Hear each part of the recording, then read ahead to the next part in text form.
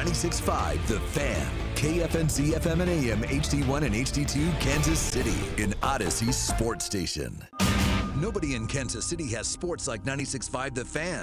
Right side throw, touchdown! Kansas City, a 3-yard touchdown pass in overtime. Kansas City wins the game. Welcome into The Drive with Carrington Harrison. Back-to-back best sports talk hosts as voted on in the Pitch magazine. Live from the Fan Studios. Here's CDOT.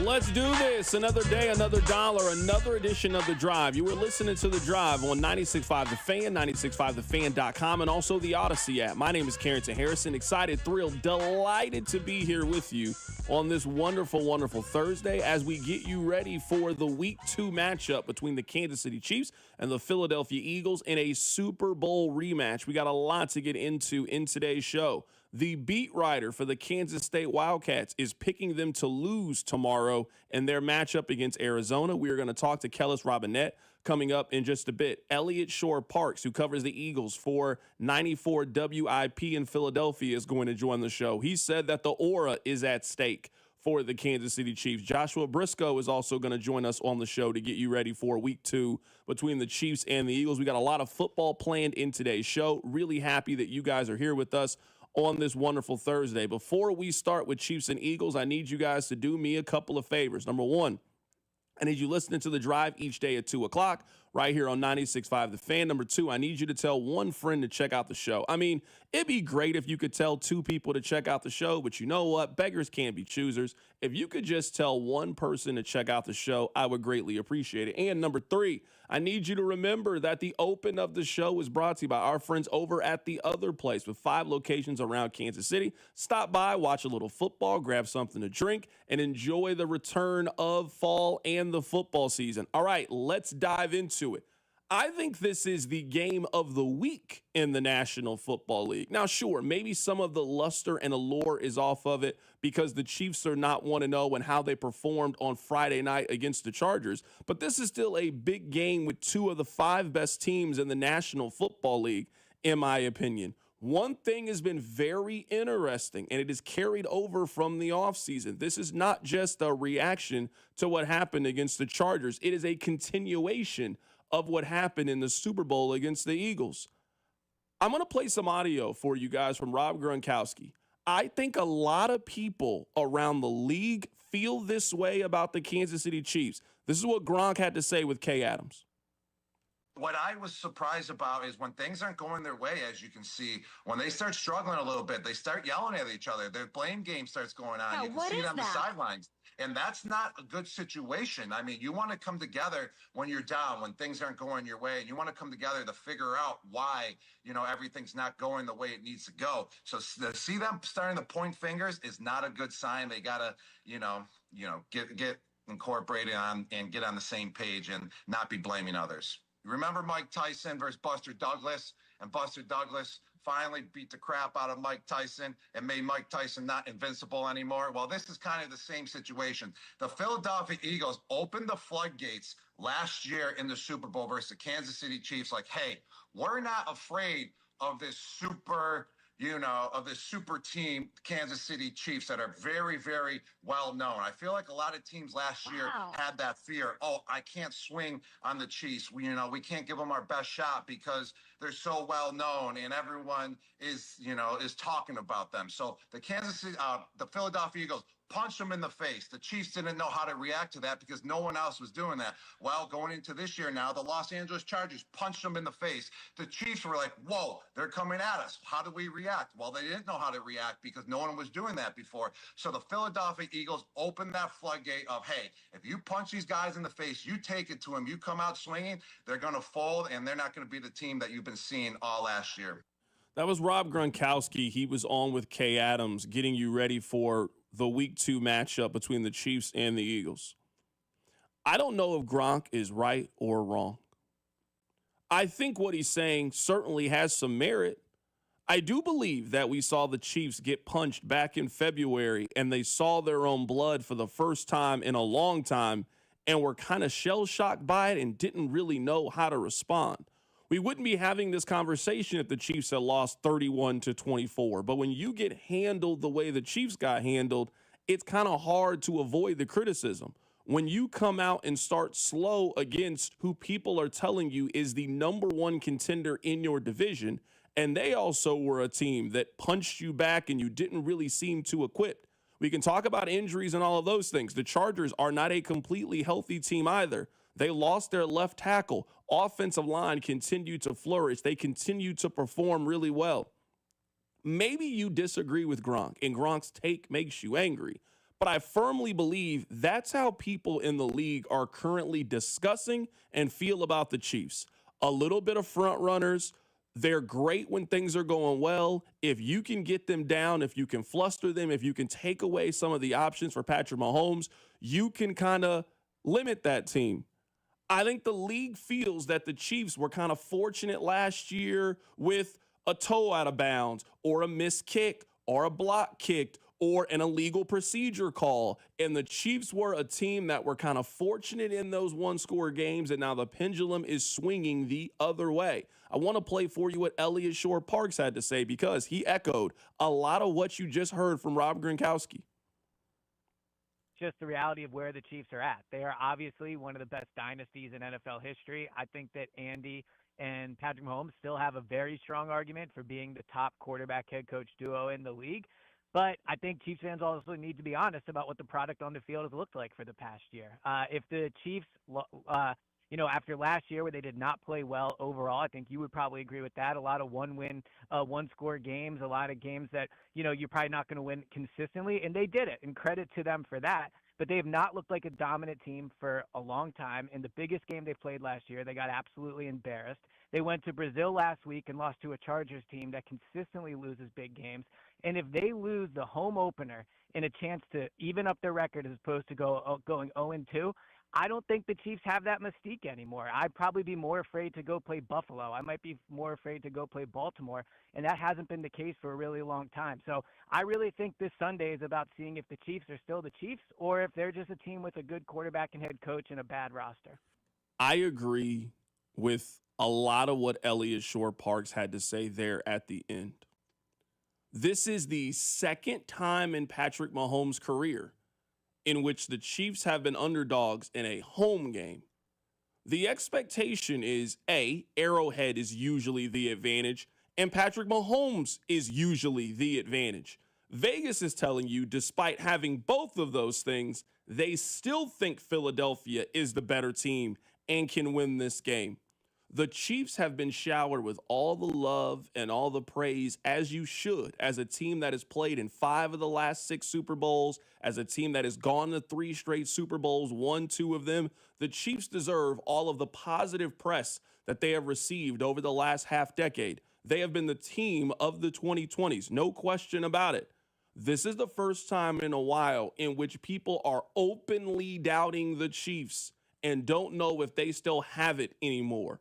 The crown that the Chiefs have worn on their head for the last 5-6 years. People are telling you they think it's a little bit tarnished. The beautiful thing about sports is eventually the talking ends and you have to go prove it on the field. My big take this week, my big stance this week is I want to see the Chiefs look like when their back is up against the wall. We talk a lot of times about those John Wick games from Patrick Mahomes and Over My Dead Body and revenge and hearing all the outside noise and the Chiefs taking notes and remembering those things. I mean, we can go through a laundry list. I could give you an and one mixtape full of people who are currently doubting the Chiefs and feel like the run is over. Sunday's a really good test of that. This is a team that embarrassed you in the Super Bowl, a team that you know very well, a team that can dominate you up front, can dominate you on the defensive side of the ball, that has the perceived better roster than you. What kind of fight do you have? What kind of energy do you have? How do you come out in this game? Or the criticism about the Chiefs and you being able to knock them down and them not being able to get themselves back up will only continue to get louder and louder. The only way to end this conversation, to quiet all of the noise around them, is to go prove it on the field and go dominate and beat one of these teams. No one's saying you got to beat the Eagles 31-0, but can the Chiefs win this game 27-17 and prove to everybody that they're still the best team in the National Football League? But maybe you don't feel like you have to prove that. It's week 2 of the NFL season. You're a little bit banged up. The Chiefs are usually a team that gets better as the season progresses. So I'm not pressing the panic button if they lose this. But I think it is pretty clear that I think players around the league, teams around the league feel like, hey, Philadelphia showed you that you can get this team down. You can punch Kansas City. You can be physical with Kansas City. You can do these certain things, and we don't think they have the ability to punch back. I started the week with saying, if you are a team that doesn't have knockout power and you can only win the fight off points, it just puts yourself in a very dangerous position. It puts yourself in a position where it's 3rd and 14 and you got to make this one play to be able to win. And the Chiefs have been in that situation, which feels like for the last year and a half, where it's one play here, one play here, one play here. I want to see them go out, execute, play well, and really, really show that they're the best team in the National Football League. And there's no better team to do it against other than the perceived best team in the National Football League. Coming up on the other side, the coordinator spoke with the media today. Matt Nagy came out and was very emphatic about this has to stop with Jawaan Taylor. We'll play for you what he had to say. Keep it right here. It's The Drive. The Drive with CDOT. Tune in as Nate Taylor of ESPN joins the show in studio every Friday at 4 on your home for Chiefs football. 96.5 The Fan. The Drive, brought to you by DM Injury Law. Have you or a loved one been in a car wreck? Contact DM Injury Law today and get the money you deserve. Car wreck? Remember, Mike's got this. DraftKings Sportsbook, America's top-rated sportsbook app, is coming soon to the Show Me State. New Missouri customers can download the DraftKings Sportsbook app today. And when we go live, place just a $5 bet to unlock $300 in bonus bets. Starting November 17th, you can create your DraftKings Sportsbook account in Missouri and get ready for launch day on December 1st. DraftKings Sportsbook brings you everything you need to elevate your game day, including live in-game betting, lightning-fast payouts, and endless ways to get in on the action, all right from your phone. Download the DraftKings Sportsbook app now and grab $300 in bonus bets with just a $5 bet when we go live December 1st. In partnership with DraftKings Sportsbook, the crown is yours. Gambling problem? Call 1-800-GAMBLER. 21 and over. Physically present in Missouri. Eligibility restrictions apply. Bonus bets expire 7 days after issuance. Excludes customers who redeem pre-launch sign-up offer. Terms at sportsbook.draftkings.com/promos. Hey friends, it's noisy out there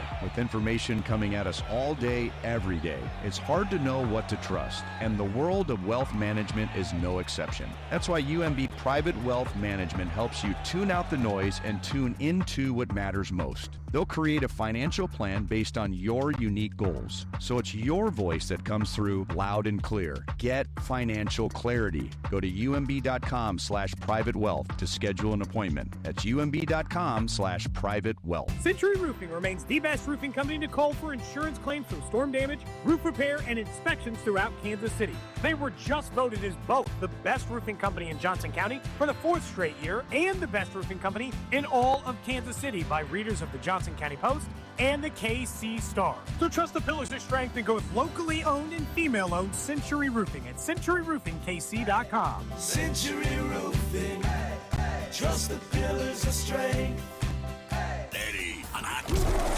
Bud Light and Tanners are teaming up to make every college game day legendary. Every Saturday, rep your college team, catch every play, and enjoy $15 buckets. Only at Kansas area Tanners locations. Bud Light and Tanners. From the stands to the bar, your game day headquarters. Having unexpected car trouble or just in a car accident? Call Jay Southland Tow Service, 816-779-4869 or southlandtow.com. Use the tow service trusted by most local police departments. They can do it all. Be in the know and call Jay's Southland Tow. Hi, I'm John Ray, your friend and jeweler at Shane Company. Getting engaged? So friends, listen up. Shane Company engagement rings are protected with our all-inclusive free lifetime warranty. We stand behind the same quality we've offered since 1929. Our rings are crafted to last. It's why our warranty is the only one that protects your center stone. We also cover repairs, resizings, cleanings, and so much more. That's money you keep for you and your family. Because a friend always has your back. Shane Company, your friend and jeweler. Kids are back in school, so schedule your project today that was put on hold this summer with Powell Exteriors KC Easy Financing and pay no interest until 2027. Whether a custom deck, patio, siding to windows, or roofing, they do it all, and they have a 10-year workmanship warranty. Take advantage of this fall weather and get your home improvement projects knocked out. Go to PowellExteriorsKC.com to schedule your free estimate now. The power of KC is Powell Exteriors KC, Kansas City's exterior experts. This is the story of the one. As a custodial supervisor at a high school, he knows that during cold and flu season, germs spread fast. It's why he partners with Grainger to stay fully stocked on the products and supplies he needs, from tissues to disinfectants to floor scrubbers. Also that he can help students, staff, and teachers stay healthy and focused. Call 1-800-GRAINGER, click Grainger.com, or just stop by. Grainger, for the ones who get it done. Your cold is coming. Your cold is coming. When you feel a cold coming, shorten it with Zicam, the #1 cold shortening brand. Oh, no, not before my big trip. The big trip you've been planning is coming up, and so is your cold. But Zicam can shorten your cold and get you back to planning sooner. Thanks, Revere. We really should keep Zicam in the house. Shorten your cold with Zicam. Take it from America's most revered messenger. Shorten your cold at the first sign with cold shortening products from Zicam, the #1 cold shortening brand. Available in stores or see where to buy at Zicam.com. Is your everyday congestion preventing you from enjoying life's big moments? Try Vicks Sinex Saline today and get yourself back in the action. Vicks Sinex Saline instantly clears everyday congestion with a gentle ultrafine mist. Sinex Saline's drug-free, no-mess formula instantly moisturizes and soothes dry, irritated nasal passages for quick and effective relief. Get back to enjoying life's big moments to the fullest without having to worry about everyday congestion holding you back. Just Sinex, breathe, use as directed. If you could hear Old Spice Fiji Antiperspirant, what would it sound like? First, you'd start with Fiji Antiperspirant's amazing scent of palm trees. Add pure notes of fresh coconut and layer on 24/7 odor and sweat protection. You won't hear any dyes or parabens because with Fiji, you won't have any. So while your regular antiperspirant sounds like this, Old Spice Fiji sounds like this. Sounds like it smells amazing. We get it. Attention spans just aren't what they used to be. Heads in social media and eyes on Netflix. But what do people do with their ears? Well, for one, they're listening to audio. Americans spend 4.4 hours with audio every day. Oh, and you want the proof? Well, you just sat through this ad that's now approaching 30 seconds. What could you say to a potential customer in 30 seconds? Let Odyssey put together a media plan tailor-made for your unique marketing needs. Advertise with Odyssey. Visit ads.odyssey.com. You're listening to 96.5 The Fan from the Mission Plumbing, Heating, and Cooling Studios. Hey, it's Chris Jones from the Kansas City Chiefs. Welcome back to The Drive with C-Dot on your home for Chiefs football. 96.5 The Fan. I want to play for you guys what Matt Nagy had to say coming up in a bit. We were talking about the audio from Rob Gronkowski. He was sitting down with Kay Adams earlier today. Here's what Gronk had to say. What I was surprised about is when things aren't going their way, as you can see, when they start struggling a little bit, they start yelling at each other. Their blame game starts going on. Yeah, you can what see is it on the that? sidelines. And that's not a good situation. I mean, you want to come together when you're down, when things aren't going your way, and you want to come together to figure out why, everything's not going the way it needs to go. So to see them starting to point fingers is not a good sign. They got to, get incorporated on and get on the same page and not be blaming others. Remember Mike Tyson versus Buster Douglas? And Buster Douglas finally beat the crap out of Mike Tyson and made Mike Tyson not invincible anymore. Well, this is kind of the same situation. The Philadelphia Eagles opened the floodgates last year in the Super Bowl versus the Kansas City Chiefs. Like, hey, we're not afraid of this super team, Kansas City Chiefs, that are very, very well known. I feel like a lot of teams last year had that fear. Oh, I can't swing on the Chiefs. We can't give them our best shot because they're so well known and everyone is talking about them. So the Philadelphia Eagles punch them in the face. The Chiefs didn't know how to react to that because no one else was doing that. Well, going into this year now, the Los Angeles Chargers punched them in the face. The Chiefs were like, whoa, they're coming at us. How do we react? Well, they didn't know how to react because no one was doing that before. So the Philadelphia Eagles opened that floodgate of, hey, if you punch these guys in the face, you take it to them, you come out swinging, they're going to fold, and they're not going to be the team that you've been seeing all last year. Text line 913-586-7965. CDOT, the Chiefs have been taking everyone's best shot for years now. Absolutely. I mean, you aren't beating the Chiefs if you don't give them your best shot. You're not talented enough. You don't have the coaching. You don't have the quarterback play. If you don't play as well as you can play, that usually has not been good enough to beat Kansas City. I think the point that Gronk is making is Kansas City in the past has been able to take your best punch, shake it off, and then hit you back, and then you would be the team to fall. Now you've seen them get the weak knees a little bit, and now you feel like you can go in for the knockout. I mean, this is a common theme in sports. For example, Alabama used to be a team that we all used to write a L by your name. You know, when you see the schedule come out and you see Alabama right there on the list and you write the L by their name. I don't know how you can feel that way about Alabama right now after what I saw Florida State do to them. If Florida State can beat Alabama, Missouri certainly can beat Alabama coming up in a month or so. Now, I'm not comparing the Chiefs to Alabama. I know the changes, new coach, new quarterback, all of those things. But I think you get the analogy that I'm making. It usually just takes one person to accomplish something for you to say, oh, yeah, we can do it too. I'm very interested to see if the Chiefs have the ability to end these conversations because the conversation is over on Sunday. If the Chiefs beat the Philadelphia Eagles and they beat them 24-14 and Mahomes goes out there and plays well, the defense gets back to getting after the quarterback, and you can never avenge a Super Bowl loss with the Week 2 win, but the conversation is going to be the Chiefs are back. The Chiefs played well. So I'm not asking the Chiefs to go out and play perfect like they did a couple of years ago against the Bears, a Taylor Swift's first game, and they just go out there and beat a team 41-3. I don't think that's realistic against not the quality of opponent. But can you control the line of scrimmage? Can you run the football effectively? Can you protect Patrick Mahomes? Can you get off the field on third downs? Can you get after Jalen Hurts? Can you do the things that it takes for you to win a game at a high level and execute? Can you start fast? The Chiefs historically have been a team that they get down 7-0, 10-0 early on, and then you need Mahomes to pull some magic out. I don't know if you can get down 10-0, 13-0 on Sunday against the Philadelphia Eagles. I think you got to bring the energy from 60 minutes. You got to set the tone. You have to be the enforcer in this game. Because if there's one team that feels like they can push the Chiefs around, it's the Eagles.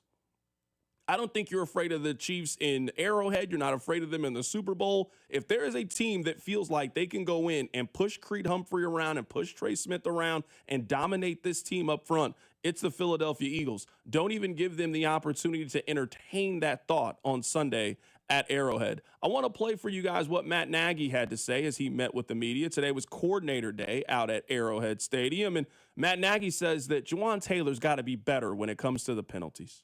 Speaking to the obvious, the penalties, that can't happen, and so that's where we're at. We've made it loud and clear. Jawaan knows that. He understands it.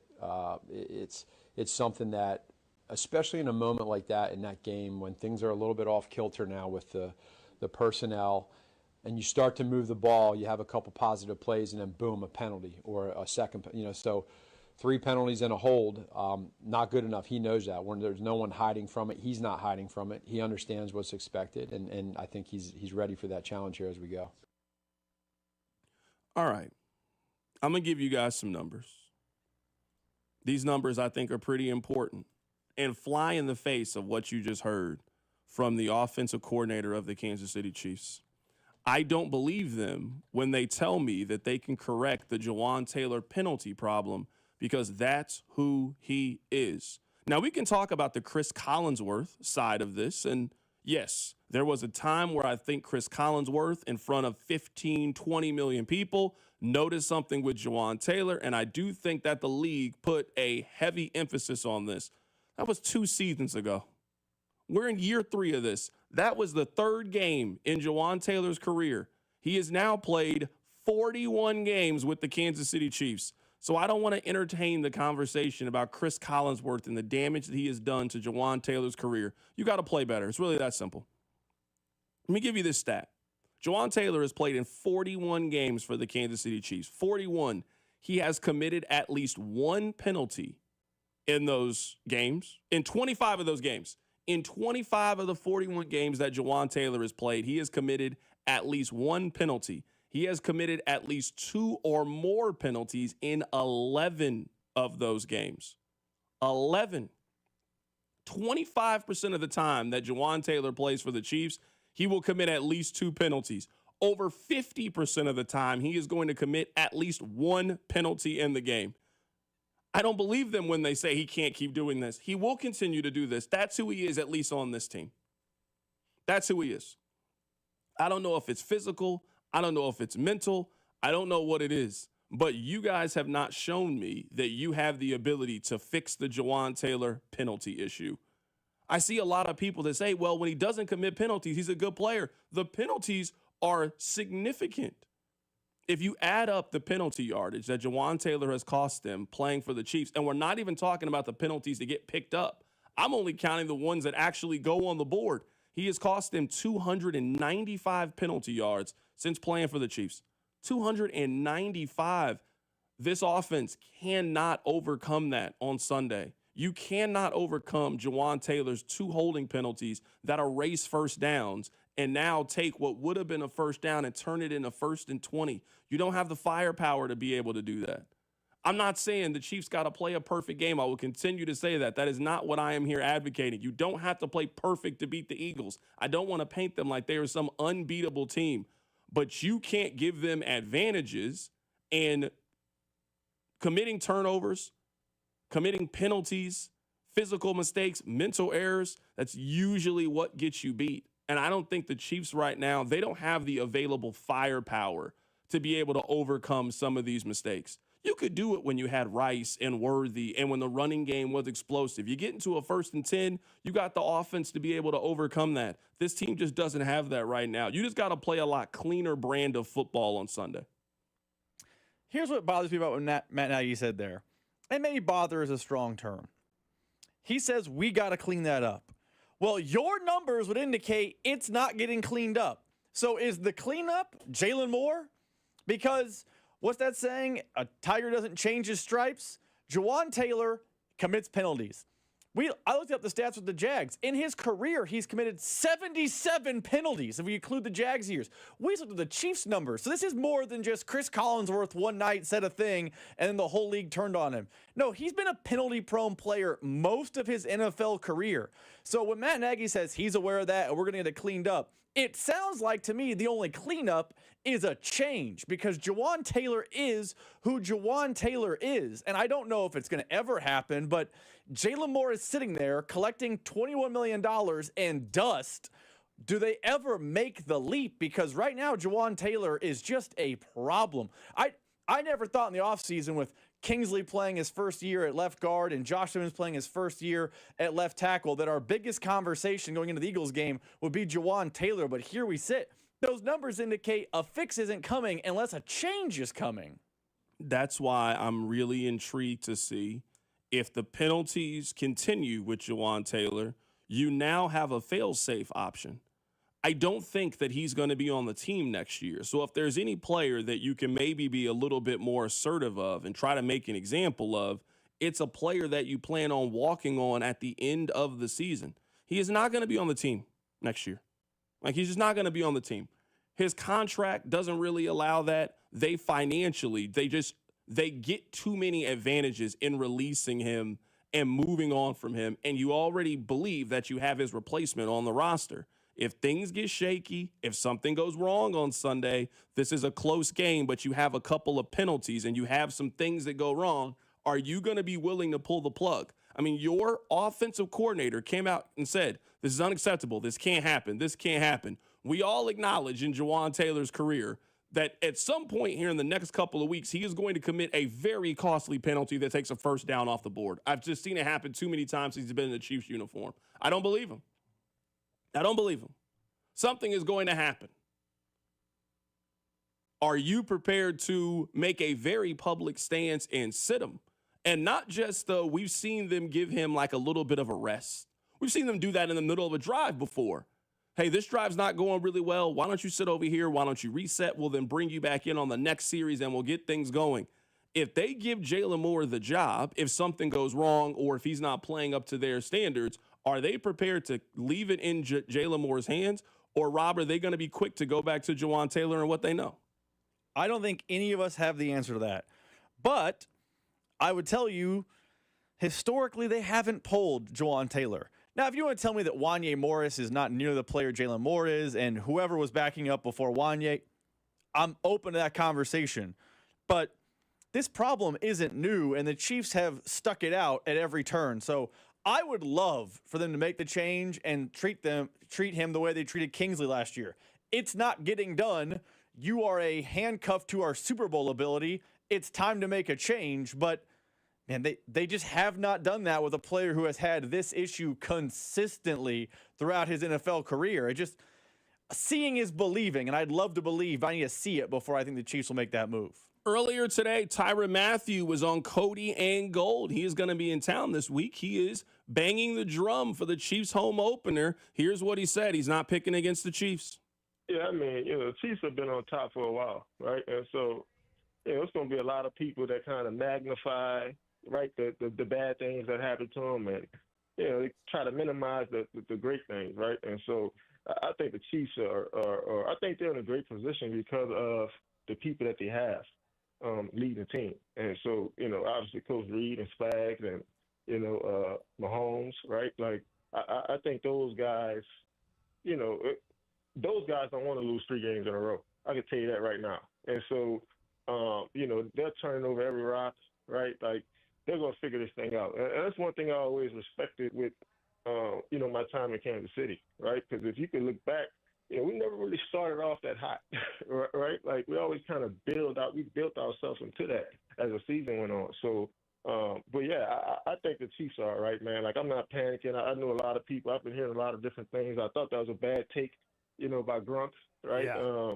Because the Chiefs have been physical. They have been a physical team. They have been a great defense, right? Like, they've made those plays in those critical moments. And so, yeah, man, you just get a bad stretch every now and then, right? But I'd never bet against Patrick or Coach Reed or any of those guys.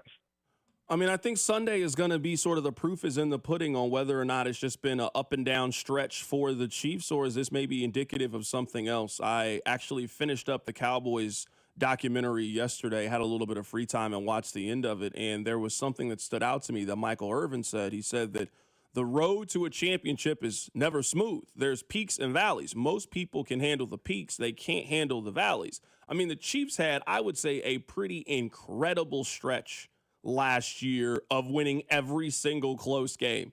It's like you step up to the roulette table and you just keep putting money on red, and it's just red after red after red after red. I mean, eventually it's going to turn black, but you rode this red 9 straight, and look at how much money you've racked up. Like, eventually you lose. So I don't think that the Chiefs losing one game, losing a one-score game, losing a close game, it is certainly not the end of the world. To me, more so, it's been the how. It's the how they've played and the lack of energy that they've come out with early on in these games. There's no excuse to come out flat in the Super Bowl. It's the biggest game of the season, and the Chiefs look pretty lethargic, I would say, in the first half of it. There's no reason to come out and look how they looked in the first half against the Los Angeles Chargers. You are hoping this game is at home. You're back in a comfortable environment. It's the first game of the season in Arrowhead, and you want to protect home field advantage. You also started off your year 0-1, so I really want to see what energy, I want to see what fight the Chiefs start out with. Tyronn Mathieu is going to be in attendance. We were just talking about that as the person who was banging the drum. I think time heals all when it comes to players. I mean, Tyronn Mathieu never did anything wrong. Sure, maybe he was a little snippy to people on Twitter, but he was really good in the community. He was a very good player in Kansas City, was an all-pro player, helped the Chiefs win a Super Bowl. I think that Tyronn Mathieu is going to be very overwhelmingly received positive on Sunday when he's at Arrowhead, Rob. You agree with that, or you think there could maybe be a little mixed emotions, mixed feelings with kind of how things ended for him in Kansas City? Absolutely. It'll be 99.9% positive for Tyronn Mathieu. He was the catalyst of culture change, which made the Chiefs defense go from Bob Sutton's doormat to Super Bowl champion good. And I know that he got a little snippy. It may have been Twitter, maybe Instagram. I know he got snippy going out the door. But you'll remember, after his final game in Kansas City, the loss to the Bengals, he gets asked about his future with the Chiefs and what's next. And he was like, I don't want to say weeping, but he was misty talking about his time in Kansas City. I think he loves the community and the community loves him. And if you're out there on Sunday and you're thinking to yourself, well, he was mean to me on social media, you're a dork. I'm sorry. I got nothing else to say to you. He should be overwhelmingly met with positive reviews on Sunday. I want to read this text, and I just have a question. And this, I understand that maybe this stance just puts me on the opposite of most people, and that's perfectly fine. 913-586-7965. C-Dot, the time when the Chiefs' offense was explosive is when Nagy was off the coaching staff and Bieniemy was in charge. We don't have to go back in time. Let's just talk about Sunday's game against the Eagles. Where do you think the explosive plays are coming from? Who do you think they are coming from? Rob, I'll ask you the question first. Text line, I'd like for you to chime in. You guys know my stance. I don't think they have explosive players currently in their offense. Due to injury, due to age, due to those factors, I don't think the Chiefs have a lot of explosiveness in their offense. I think it's going to come a lot to Andy and Pat kind of scheming things up and their ability to run the football and just control the line of scrimmage, control time of possession. If you want to see an explosive version of the Chiefs offense, my question would be is where do you think those explosive plays come from? Because it sounds like to me like the only real chance they have for explosiveness is the 1, 2, or maybe 3 times there's a deep down the field pass, and it's usually to a Tyquan Thornton or a Juju Smith-Schuster, one of those kind of guys. Not really an elite playmaker, but a guy who, hey, they schemed him up and Pat missed him just a little bit. I don't know if they have too many guys in their offense coming up on Sunday that can take a 5-yard curl or a 5-yard out and turn that into a 25-yard play down the field. Do you think they have the explosiveness? Because I don't know if it's an offensive coordinator. I don't know if it's a play calling issue. I think right now it's a Jimmy and Joe's issue, not really an X and O's problem. So me and you just see this differently, and that's fine. We can disagree because I get your point. And I don't know I'm all in on the texter's point about Matt Nagy's the problem, but I just saw Josh Allen last season win the MVP. And Josh Allen was great last season. And I saw Josh Allen on Sunday night against a good Ravens defense play Herculean. Where are his explosive weapons? Where are his Jimmys and Joes that you just go, wow?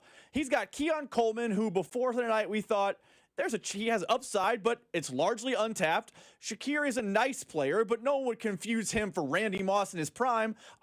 I think Jimmy's and Joe's are part of it. To be fair, though, Shakir is better than any Chiefs receiver that they currently have right now. I'm not saying he's better than Rashee Rice or Xavier Worthy. I would think Travis Kelce, but Travis Kelce and here are probably a wash. Me a lean to Shakir. Travis Kelce made the greatest tight end of all time. Shakir has what? I'll pull up his numbers. Does he have a 1,000-yard season? I'd rather have Khalil Shakir in 2025 than have Travis Kelce. I'm not talking about in 2018. I'm not talking about in 2021. If you're asking me for the rest of the season, I'd much rather have Khalil Shakir than have Travis Kelce. Khalil Shakir's best year ever was 800 yards. His best year, he was the same as Travis Kelce, by the way, last year. 76 catches for 821. That sounds a lot like 87 to me, doesn't it? Sounds like the exact same numbers. I bet he didn't get 116 targets last year to get that. He didn't average 8 yards a catch the way that Travis Kelce did last year. Let me pull his either. targets. He had 100 targets last year. These numbers sound pretty Travis Kelce-ish, don't they? Okay.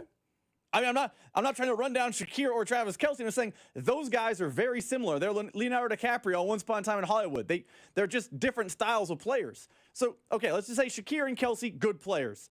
Outside of that, Josh Allen isn't throwing to Moss in his prime and Chris Carter and all these great players. He's throwing to Josh Palmer, and he won the MVP last year. So I think Jimmy and Joe's plays a factor, but I think you're maybe a little dismissive of something else larger is at play because of Jimmy's and Joe's, because Mahomes won the MVP with an all-world Kelce year and then just guys.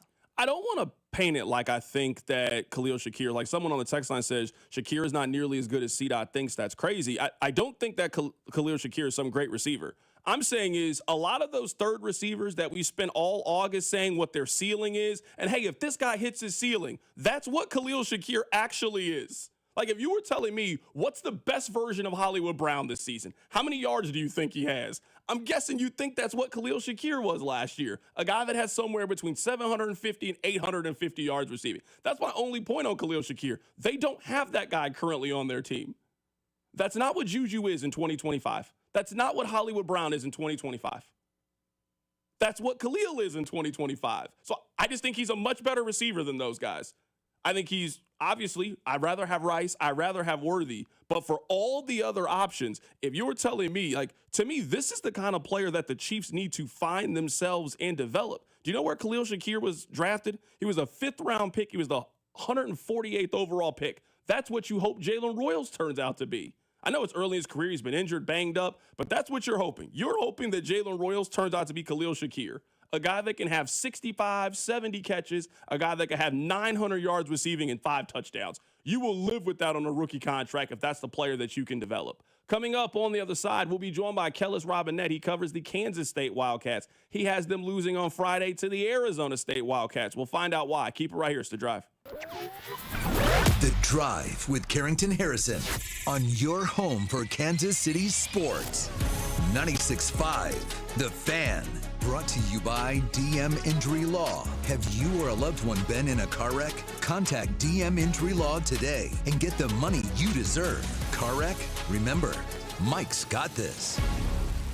Romance is in the air, but if you're dealing with erectile dysfunction, all that excitement, it can feel like pressure and like you're missing out on something. Well, look, you're not alone. And more importantly, there's help that's out there, especially with my friends over at Heartland Men's Health. They specialize in ED treatments that work even when the pills and the herbals don't, with a success rate of over 90%. Some guys even last an hour or more. Summer should feel unforgettable, romantic, confident, not stressful. If your sex life is just good enough, then why should you settle? Your first visit is just $99, including a full medical consult, testosterone, and a PSA test, and if medically advised, a test dose. And if it doesn't work right there in the office, then your visit is on the house. Visit the website, heartlandmenshealth.com. With offices in Overland Park, Independence, and North Kansas City, you can get back in action as soon as tomorrow. Don't let ED steal your summer away. Reclaim it, and you can do that with Heartland Men's Health.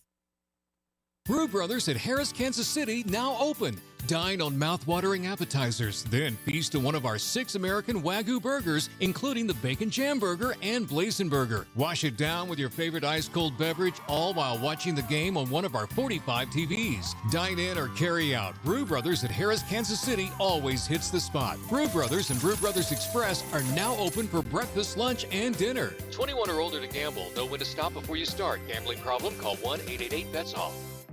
Why is Macy's one-day sale the one sale you can't miss? For starters, you'll find our best prices of the month on fall's top trends, like $99.99 for trenches and barn jackets, diamond bracelets $249, and for cozy nights in, comfy sheets at $19.99 and under. Plus, it's Star Money bonus days, when Star Rewards members can earn Star Money faster. Not a member yet? Join for free online or in-store. Don't miss Macy's one-day sale tomorrow. Savings off already reduced prices. Exclusions apply. Here we go. Count on Sundays with the NFL on CBS and Paramount Plus. This is incredible. Watch your local NFL game live all season long. And he's in for a touchdown. Visit ParamountPlus.com/NFL to get started today. Calling all Chiefs fans. You could be on the field at the 50 inside GEHA Field for the official coin toss at a Chiefs home game this season.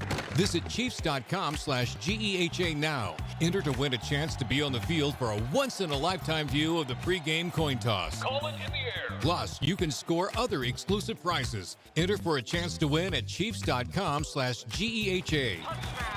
GEHA is a proud partner of the Kansas City Chiefs. It's time to build that dream deck over at All Weather Decks. Schedule a free estimate today at 913-206-1974 or online at allweatherdecks.net. All Weather Decks, the right deck at the right price. Do Crohn's disease or ulcerative colitis symptoms keep coming back? Tremfya, guselkumab, may help, with rapid remission achieved at 12 weeks and lasting clinical remission at 1 year. Some even saw visible improvement of their intestinal lining at 12 weeks and 1 year. Tremfya is a prescription medicine used to treat adults with moderately to severely active Crohn's disease and adults with moderately to severely active ulcerative colitis. Serious allergic reactions and increased risk of infections and liver problems may occur. Before treatment, your doctor should check you for infections and tuberculosis. Tell your doctor if you have an infection, flu-like symptoms, or if you need a vaccine. Healing is possible with Tremfya.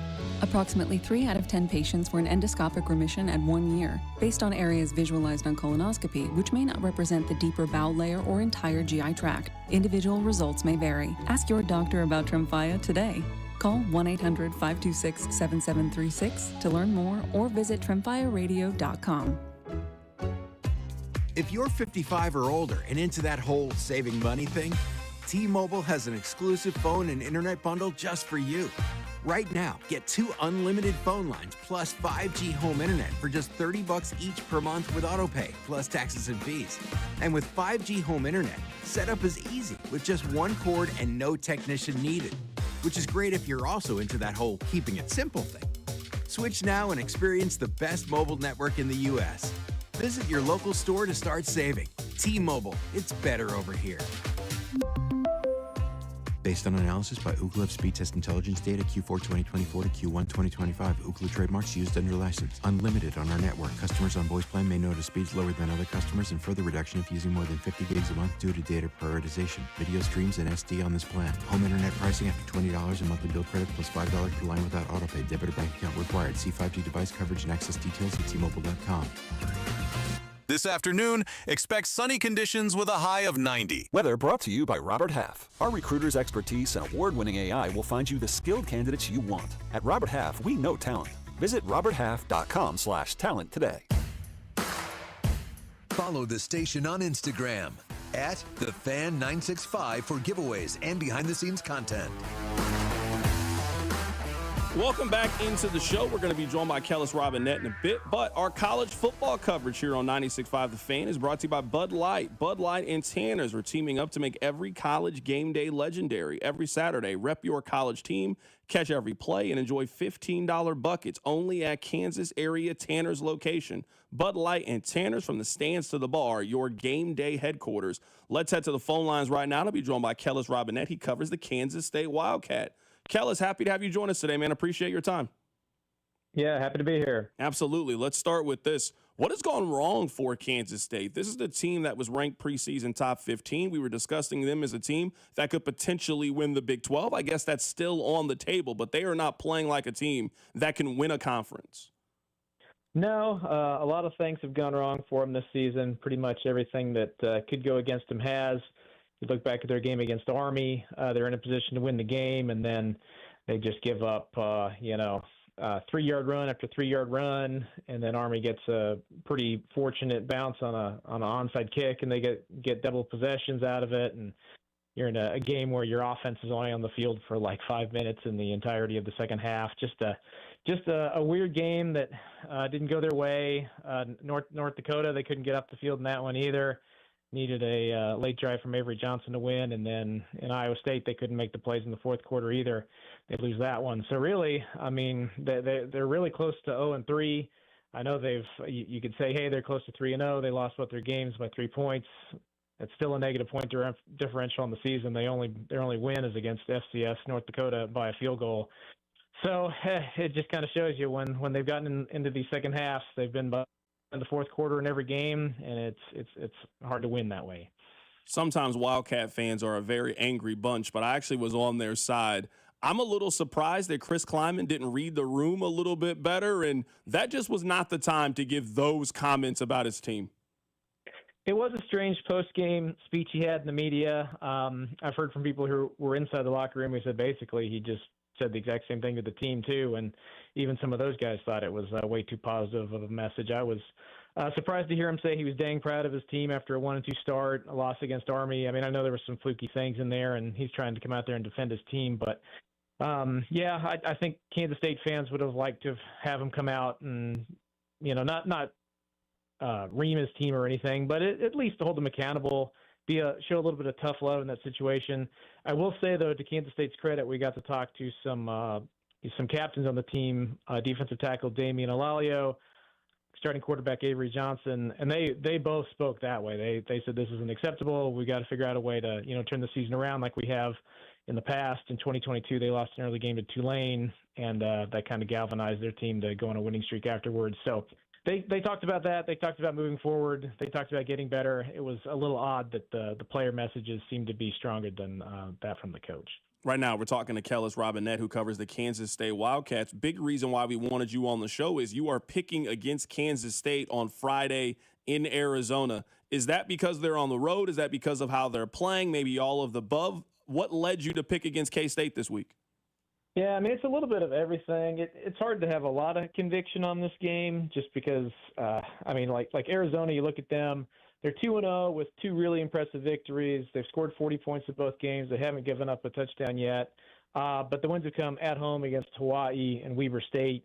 A lot of teams probably would have gone out and beaten those teams handily as well. But I've watched the games. They look athletic. They look like they're an improved team from last season. Kansas State hasn't exactly played hard opponents the last 2 weeks either. North Dakota and Army, they play them even, aggregate score. They lose 1 by 3, they win 1 by 3. So you look at both sides. One team seems to be improved from last season. They got some swagger. They've played 2 games at home. They get to play another one in primetime on Friday night. Kansas State is in a slump. They got to travel on short rest out to Arizona in the heat. A week after playing Army, which is always tiring on teams. And let's not forget, 3 weeks ago they were in Ireland. The beginning of the schedule, nobody did Kansas State any favors scheduling a game in Ireland, a game against Army, and then a road game on short rest against Arizona. I think it's a bad spot for them. I agree with the odds makers who make it basically a coin flip. I could see it going either way, but my gut says Arizona deserves a little bit of an edge here. So Rob and I were in a Columbia bar at the end of the game. Rob cheers for KU. I cheer for Missouri. I'm kind of indifferent on K-State. I'm not a fan. I don't dislike them. They've never done anything to me. But Rob, as you would imagine, as a KU alum, hates the Wildcats. Rob is in the bar yelling how bad K-State is and that they're not going to make a bowl game. Do you feel like if K-State loses this game and they fall to 1-3, are we talking about this season really going off the rails? I mean, yeah, if their goal is to reach the postseason, they need to win this game. Technically speaking, all of their long-term goals would still be in front of them with a loss because if you win the Big 12, you can reach the college football playoff with an automatic berth.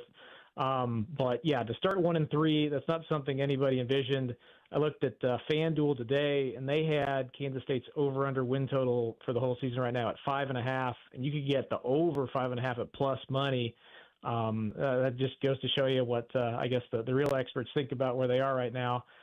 So it might be hard for them to get to a bowl game regardless of what happens here this week. But, yeah, they need some wins. Their Big 12 schedule isn't the easiest. And to fall to 1-3, I mean, they do have a bye week coming up. They could get healthy. They could get things turned around after that. But you would much rather be 500 going into that proposition than 1-3, and that makes this a big game. What happens if K-State loses to Kansas this year? Well, you could probably take whatever dissatisfaction you've noticed from the Kansas State fan base already and multiply it by, 10 or 15. People aren't going to be happy. That's certainly one thing that fans of Manhattan have hung their hat on all these years. They've won every single time over Kansas going back to the first year Bill Snyder came out of retirement. I mean, the streak's not going to last forever. It has to end at some point, but Kansas State fans want it to go on as long as possible. So to have a down season, the possibility of losing that game would make it even worse. I mean, you said 10 or 15, Kellis. That might be the most generous thing you've ever said. I mean, right? I don't want to be in your mentions if they lose to KU this year because KU is running on the field. They're tearing down the goalpost. They're dropping that thing in the lake. Oh, a time will be had in their new stadium. I don't want that for you, Kellis. I really don't want that for you. Well, I mean, yeah, I hear you. Maybe you need to multiply by 100, but I will say if Kansas State gets things turned around here and they can keep the streak going against Kansas, you do have to kind of wonder when's the year it ends. That's a great point. That is Kellis Robinette joining us on the show today. He covers the Kansas State Wildcats. The over-under right now for K-State wins is at 5.5. Kellis, great stuff. We look forward to catching up with you on just a more positive note when it comes to the Wildcats.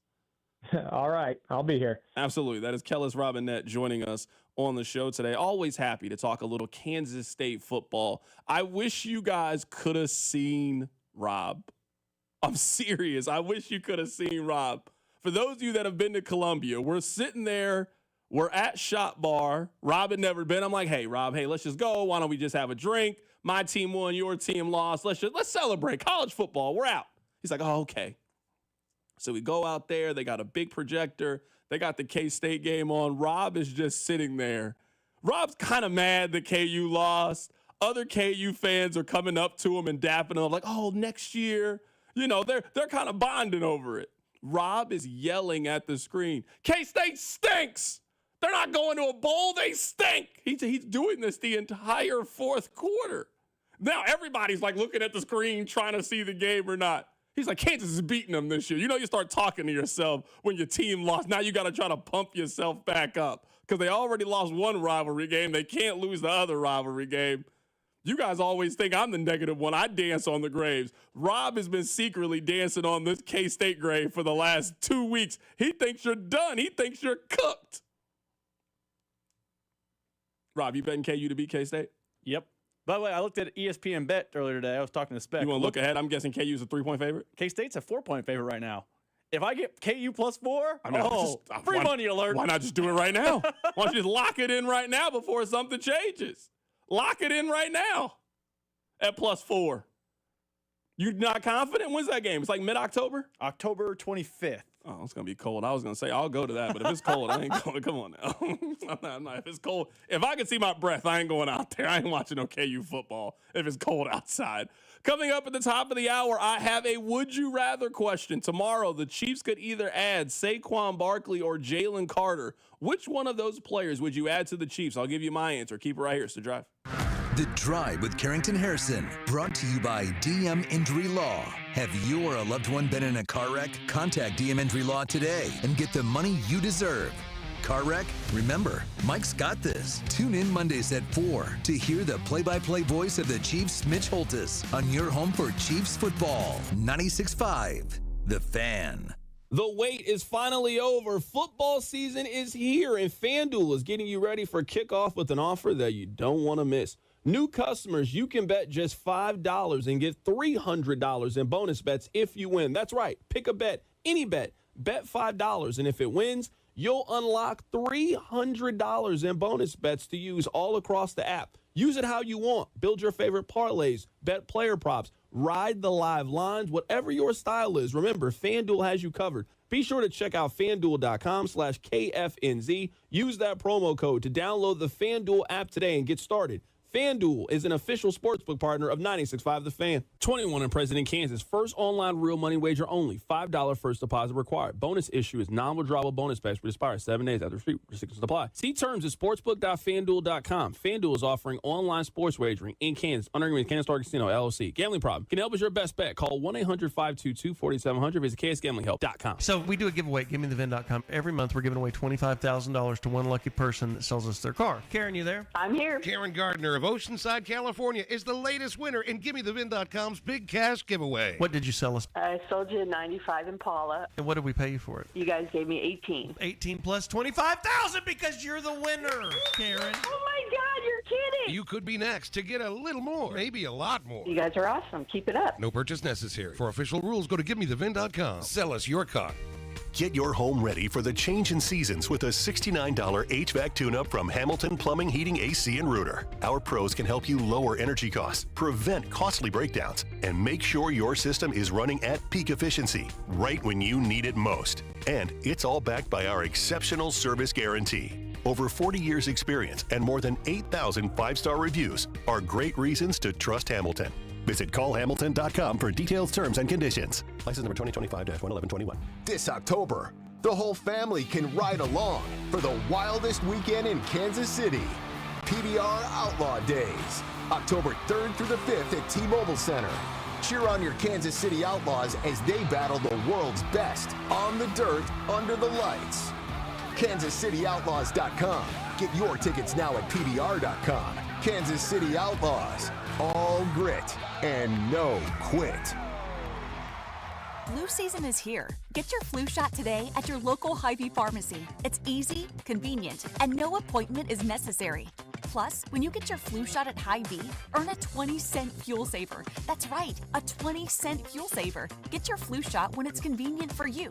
Schedule online or just stop by your Hy-Vee pharmacy. No appointment necessary. Help your family stay healthy. Get your flu shot and get a 20-cent fuel saver only at Hy-Vee. See store for details. Some restrictions apply. It's football season, and I can't wait for the games. And now I have even more reason to cheer on the Chiefs. I just head to Hy-Vee the day after any game and score savings at the pump with my Hy-Vee Perks card. Win or lose, I earn a fuel saver discount equal to the Chiefs score based on the amount I spend. If the Chiefs score 35 points, I save 35 cents per gallon when I spend $35 on groceries. The more we score, the more I save only at Hy-Vee. Some exclusions apply. See store for details. Is your everyday congestion preventing you from enjoying life's big moments? Try Vicks Sinex Saline today and get yourself back in the action. Vicks Sinex Saline instantly clears everyday congestion with a gentle ultrafine mist. Sinex Saline's drug-free, no-mess formula instantly moisturizes and soothes dry, irritated nasal passages for quick and effective relief. Get back to enjoying life's big moments to the fullest without having to worry about everyday congestion holding you back. Just Sinex, breathe, use as directed. If you could hear Old Spice Fiji Antiperspirant, what would it sound like? First, you'd start with Fiji Antiperspirant's amazing scent of palm trees. Add pure notes of fresh coconut and layer on 24/7 odor and sweat protection. You won't hear any dyes or parabens because with Fiji, you won't have any. So while your regular antiperspirant sounds like this, Old Spice Fiji sounds like this. Sounds like it smells amazing. Chiefs coverage brought to you by Park & Go, the best deals on airport parking. Don't fumble your airport parking. Score big with Park & Go. All covered parking, fast and free shuttles, and open 24/7. For the best deals in airport parking, reserve your spot now at bookparkandgo.com. Park & Go, family owned and fan approved. Hey, this is Patrick Mahomes. Catch me every Tuesday with CDOT at 3:15, right here on your home for Chiefs football, 96.5 The Fan. KFNC FM and AM, HD1 and HD2 Kansas City, an Odyssey sports station.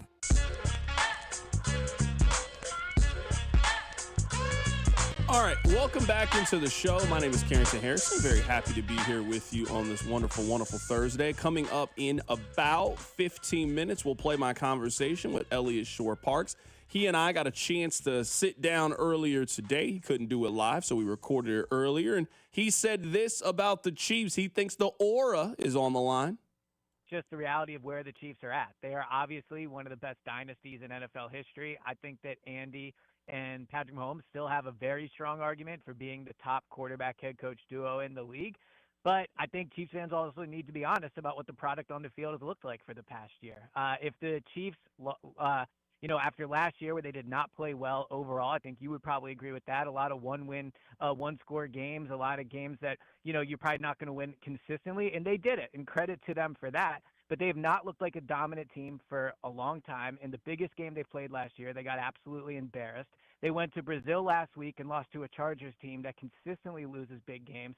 And if they lose the home opener in a chance to even up their record as opposed to going 0-2, I don't think the Chiefs have that mystique anymore. I'd probably be more afraid to go play Buffalo. I might be more afraid to go play Baltimore, and that hasn't been the case for a really long time. So I really think this Sunday is about seeing if the Chiefs are still the Chiefs or if they're just a team with a good quarterback and head coach and a bad roster. That is Elliot Shorr-Parks, who covers the Eagles for WIP out in Philadelphia. We'll play that conversation in full coming up in about 15 minutes or so. I've got a would you rather question for you guys. Rob, hit the music. Tomorrow, you could add one of these two players to your Kansas City Chiefs. On the offensive side of the ball, you could give them Saquon Barkley. On the defensive side of the ball, you could give them Jalen Carter. Now, Rob, I'll go first because I know you are not going to pick Saquon Barkley. I have been screaming this from the mountaintop all week, and I will continue to say it. One of the big problems with the Chiefs offense is they cannot run the football. they would be forced to run the ball if they had the best running back in the National Football League. Give me Saquon Barkley. I hear you guys tell me all offseason about the importance of protecting number 15 and how you got to keep them upright. Well, one of the best ways to keep them upright is to turn around and hand it to Saquon Barkley and let Saquon go to work. He ran for 2,000 yards last season. He had one of the best running back seasons that we have ever seen a running back have. The Chiefs called 11 run plays on Friday. They didn't run the ball in the Super Bowl. Their offense would be drastically different if they had Saquon Barkley. That's who I'm taking. I'm taking the running back. I know you're going to take Jalen Carter. I mean, you're 100% correct. I'm taking Jalen Carter. And there's a couple different reasons for why. First, this is something me and you just disagree on, and that's fine. I'm hoping it's only the theme of this week, and the theme disappears on Sunday. You are way more worried about the offense than I am. They have Patrick Mahomes. They have Andy Reid. I think they'll get it figured out. They have new pieces. It might take a little bit to mesh, gel, whatever word you want to use. I think they'll figure it out. I am way more concerned about the defense. They brought basically everyone back, and their pass rush was non-existent. It's expensive and non-existent. Chris Jones was invisible outside of the play. He made the bonehead mental error and cost them the game by having Justin Herbert get around the edge. So that's A, while I'm taking Jalen Carter. Here's B, and I know you love stats, so I pulled some Saquon Barkley stats because everyone's going to point to last year's 2,000 yards, and it's incredible. Kudos to him. Do you know how many yards per season he averages for his NFL career? 4.6. It's 80 a game. Oh, I thought you said yards per carry. My bad. I apologize. You're right. It is 4.6. It's 80 a game. 80 a game, just okay. It's not great. Also, the 2 times in his NFL career that he's rushed for 1,000 yards. You know how people love 1,000 yards. Nice, clean number. Do you know that he had 300 carries those seasons? Do you know where he's never getting 300 carries? It does not matter the situation at quarterback. Andy Reid would have to be removed forcibly from the stadium to have a 300 rush running back on his roster. 300 rushes are the way he gets to 1,000 yards in his NFL career. That's never happening here. And last year was incredible, but over the totality of his career, he's an 80-yard-a-game guy, which is great, but it is not drop everything. Can you believe you have Saquon? Also, me and you always love to quote Therese. There's only so many hits on running back's body. You know when we start talking about that? When you're 28, 29, 30. Saquon Barkley is 28 years old at running back. So yes, give me Jalen Carter. I just want to point out that you've been telling me that same quote for Derrick Henry now for 4 consecutive seasons. And one day I will be correct. 100%. You know what? If you keep picking against Kansas in the Big 12, eventually Baylor will win the league for sure. There is no question about that. Text line 913-586-7965. You guys let me know tomorrow if you could add Saquon Barkley or Jalen Carter on the team. Which one of those guys would you add to the roster? I want to read this tweet to you guys really quickly. Someone sent in a message that said, C-Dot, we haven't seen a whole lot of healthy Hollywood Brown. I'm not sure why you've given up on him so easy. Let me at least clarify my stance on Hollywood a little bit. I think, surprised at how lack of explosive he was in the offense. For you to have 9 catches for 50 yards before the 4th down, essentially a Hail Mary. It wasn't a Hail Mary in a traditional sense, but it's 4th down. You've decided to go for it. You got to throw it up in some capacity. If it falls incomplete, it falls incomplete. But that wasn't a scripted play. That was just Pat going out and making a move. I was just really surprised at how close to the line of scrimmage and how safe and conservative they had to be with Hollywood. That's just not really what I was expecting for him. The other point that I would make is I think Hollywood is really fine in the original role that they had him. Now, some of this is just the injuries, and now you got the most targets of anybody in the league. What they're asking now is they're asking Jarrod Dyson about cleanup on this team. That's not where Jarrod Dyson is used. He's your 4th outfielder. He's your Sunday starter, hit 7th, 8th in the lineup, 9th, get on base, speed guy. That's what I think Jarrod Dyson was, and he was great in that role. I am a little bit worried that over the next month or so, and maybe even, I guess, less than that because of Xavier Worthy, will play for you that he actually practiced today. I don't think that means that he's going to play on Sunday, but I do think that's optimistic that he is going to play in the game against the Giants. A lot of it is just my fear and worry that now they're asking Hollywood to be a number one receiver in the league, and that's just not what he is now at this stage. He can be a capable 3 or 4 for you, in which teams aren't game planning for him, can do some different things. But if they're going to have him and ask him to do a role that I just don't think he's really suited for the next couple of weeks, I just don't think that equals really good things for the offense. Let's talk about Xavier Worthy. Now, you never want your player to be injured, but this injury, it's kind of best case scenario. You were real worried whenever Xavier Worthy went down. When he put that towel over his head, a lot of possible things could have happened. I mean, he could have broken his collarbone and missed a substantial amount of time for the Chiefs. The fact that we're talking about a dislocated shoulder and him just missing one game, now, it's a very, very important game that you could absolutely use him. But if we're talking about him coming back in 4 or 5 days from now and being able to play on Sunday Night Football next week against the Giants, I would say for the most part, crisis averted. It's a football team. You're going to have to deal with bumps and bruises. You're going to have to deal with injuries. You're going to have to deal with things that pop up throughout the course of an NFL season. But if you were telling me that that's all we're talking about one missed game and it's going to be a pain management thing for Xavier Worthy, I would say that you dodged a bullet, because there's going to be a lot of teams and players that have a very similar injury, very similar fall, and they're going to have far worse outcomes than what the Chiefs got with their number 1/number 2 wide receiver. We're going to step aside here. Coming back on the other side, we're going to be joined by Elliot Shorr-Parks. He covers the Eagles for 94 WIP out in Philadelphia. He's their insider. He thinks the Chiefs are back up against the wall. He thinks that the aura could be slipping away from the Chiefs. We'll play for you what he had to say. Keep it right here, so Drive. The Drive with Carrington Harrison on your new home for Chiefs football. 96.5 The Fan, brought to you by DM Injury Law. Have you or a loved one been in a car wreck? Contact DM Injury Law today and get the money you deserve. Car wreck? Remember, Mike's got this. Chiefs Kingdom, are we ready to play? It's time for the Chiefs Kingdom scratch ticket, only from the Kansas Lottery. You could win up to $75,000 instantly, with even more ways to win exclusive, one-of-a-kind Kansas City Chiefs experiences through the Play On app. Play the Kansas Lottery Chiefs Kingdom scratch ticket today. See kslottery.com for details. You want to see the ring? Here, I have a picture. Wow, look at you. I know, right? Went to Hellsberg and customized the whole thing. Oh, yeah? Yeah, well, I showed them all her inspiration photos, picked the setting, the diamond. It's actually pretty fun. Now for the real hard part, asking her. Well, congrats, buddy. The ring looks awesome. Start your story with Hellsberg. Designed with care and craft since 1915. Shop in store or at hellsberg.com.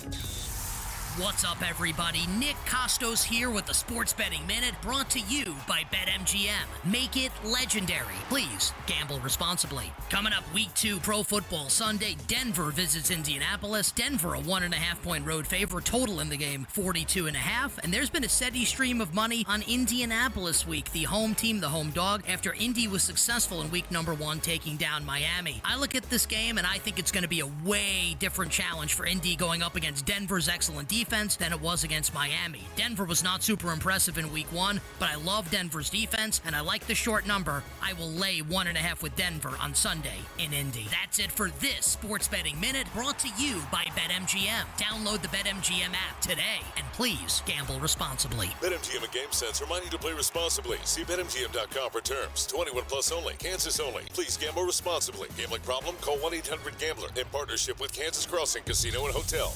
Tonight, expect partly cloudy skies with a low of 70. Weather brought to you by Staples. Have you heard? The Staples Easy button is back with even more easy. Press it for custom prints, shipping services, even passport photos. Staples. That was easy. You could be on the 50 at GEHA Field for the official coin toss at a Chiefs home game this season. Enter to win at chiefs.com/GEHA. GEHA is the proud partner of the Kansas City Chiefs. People who suffer from long-term chronic joint pain spend so much of their time acting, putting up a carefree front. It's exhausting. I was really tired of trying to act like I wasn't in pain because I was in pain all the time. Rick Rawlings didn't want everyone else to know that he was coping with agonizing shoulder pain 24/7. Yes, I had to put on a face to cover up my pain. But then Rick found QC Kinetics, offering new lasting treatments for joint pain using natural biologics. Treatments designed to restore and repair joint tissue with no drugs, no surgery, no downtime. The results were amazing. I am very glad. It changed my life doing the QC Kinetics. Today, my shoulders feel wonderful. The cranky Rick is gone. He's not grouchy anymore. No more acting. Feel like yourself again with a call to QC Kinetics. Call QC Kinetics, 816-412-6299. That's 816-412-6299. QC Kinetics, 816-412-6299. This is the story of the one. As a custodial supervisor at a high school, he knows that during cold and flu season, germs spread fast. It's why he partners with Grainger to stay fully stocked on the products and supplies he needs, from tissues to disinfectants to floor scrubbers. All so that he can help students, staff, and teachers stay healthy and focused. Call 1-800-GRAINGER, click Grainger.com, or just stop by. Grainger, for the ones who get it done. Week 1 is in the books as the football season is in full swing. No matchup in Week 2 is bigger than the rematch of the big game from last season. Philadelphia will travel to Kansas City in hopes of proving that they're still atop of the league, while Kansas City hopes to get revenge. Who will come out on top in this rematch to get their season on the right path? It's Your Journey is brought to you by Hyundai. The Hyundai Getaway Sales Event is going on now. Get deals so right, it almost feels wrong. Don't miss out. Visit your local Hyundai dealer today. If Old Spice Deep Sea Super Hydration Body Wash were music, what would it sound like? Start with the deep sounds of Old Spice's ocean waves and kelp. Layer on the smooth, renewing moisture. You wouldn't hear any parabens or phthalates because Old Spice Deep Sea hasn't got any. But you would hear that vitamin B3 for healthier looking skin. So while your regular body wash sounds like this, Old Spice sounds like this. Sounds like it smells amazing. When you've got real work to do, Metal Supermarkets will help you get it done fast. We've got a huge variety of metals in stock, and we cut to size fast. Bottom line, we get it done fast, so you get it done fast. Doesn't get easier than that. Metal Supermarkets, the convenience stores for metal. Find a store or buy online at metalsupermarkets.com. If Old Spice Deep Sea Super Hydration Body Wash were music, what would it sound like? Start with the deep sounds of Old Spice's ocean waves and kelp. Layer on the smooth, renewing moisture. You wouldn't hear any parabens or phthalates because Old Spice Deep Sea hasn't got any. But you would hear that vitamin B3 for healthier looking skin. So while your regular body wash sounds like this, Old Spice sounds like this. Sounds like it smells amazing. Here's traffic, brought to you by DM Injury Law. Have you or a loved one been in a car wreck? Contact DM Injury Law today and get the money you deserve. Car wreck? Remember, Mike's got this. This one brought to you by Shawnee Mission Ford. You've got a two-car crash out near Blue Springs, 70 eastbound just before BB. The right lane is blocked. Old Latha, that's a stall. 35 northbound at 119th in the left lane. From the Anthony Plumbing, Heating, Cooling, and Electric Traffic Center on Val, 96.5 The Fan. You're listening to 96.5 The Fan from the Mission Plumbing, Heating, and Cooling Studios. Hey, it's Rashi Rice from the Kansas City Chiefs. Welcome back to The Drive with C-Dot on your home for Chiefs football, 96.5 The Fan.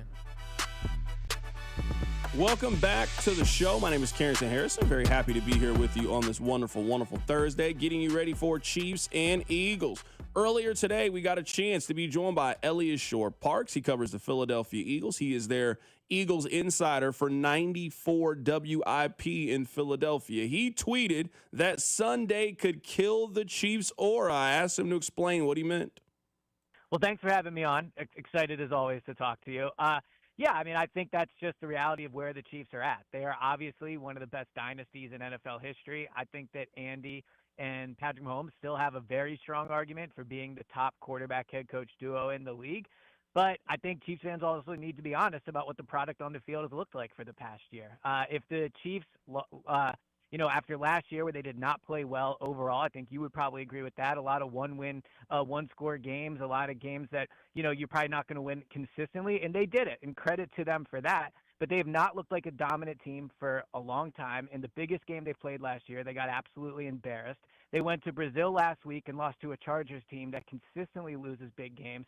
And if they lose the home opener in a chance to even up their record as opposed to going 0-2, I don't think the Chiefs have that mystique anymore. I'd probably be more afraid to go play Buffalo. I might be more afraid to go play Baltimore, and that hasn't been the case for a really long time. So I really think this Sunday is about seeing if the Chiefs are still the Chiefs or if they're just a team with a good quarterback and head coach and a bad roster.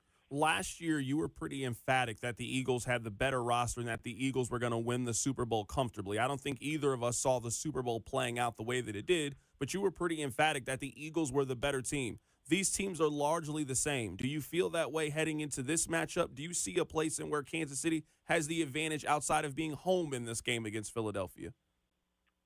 Yeah, I think, look, the Chiefs have, in my opinion, 5 great players. They have Trent McDuffie, Chris Jones, George Karlaftis, Patrick Mahomes, and, I think Travis Kelce Silver. Oh, Creed Humphrey's the 5th. Creed Humphrey, I would say, is the 5th great player on the roster.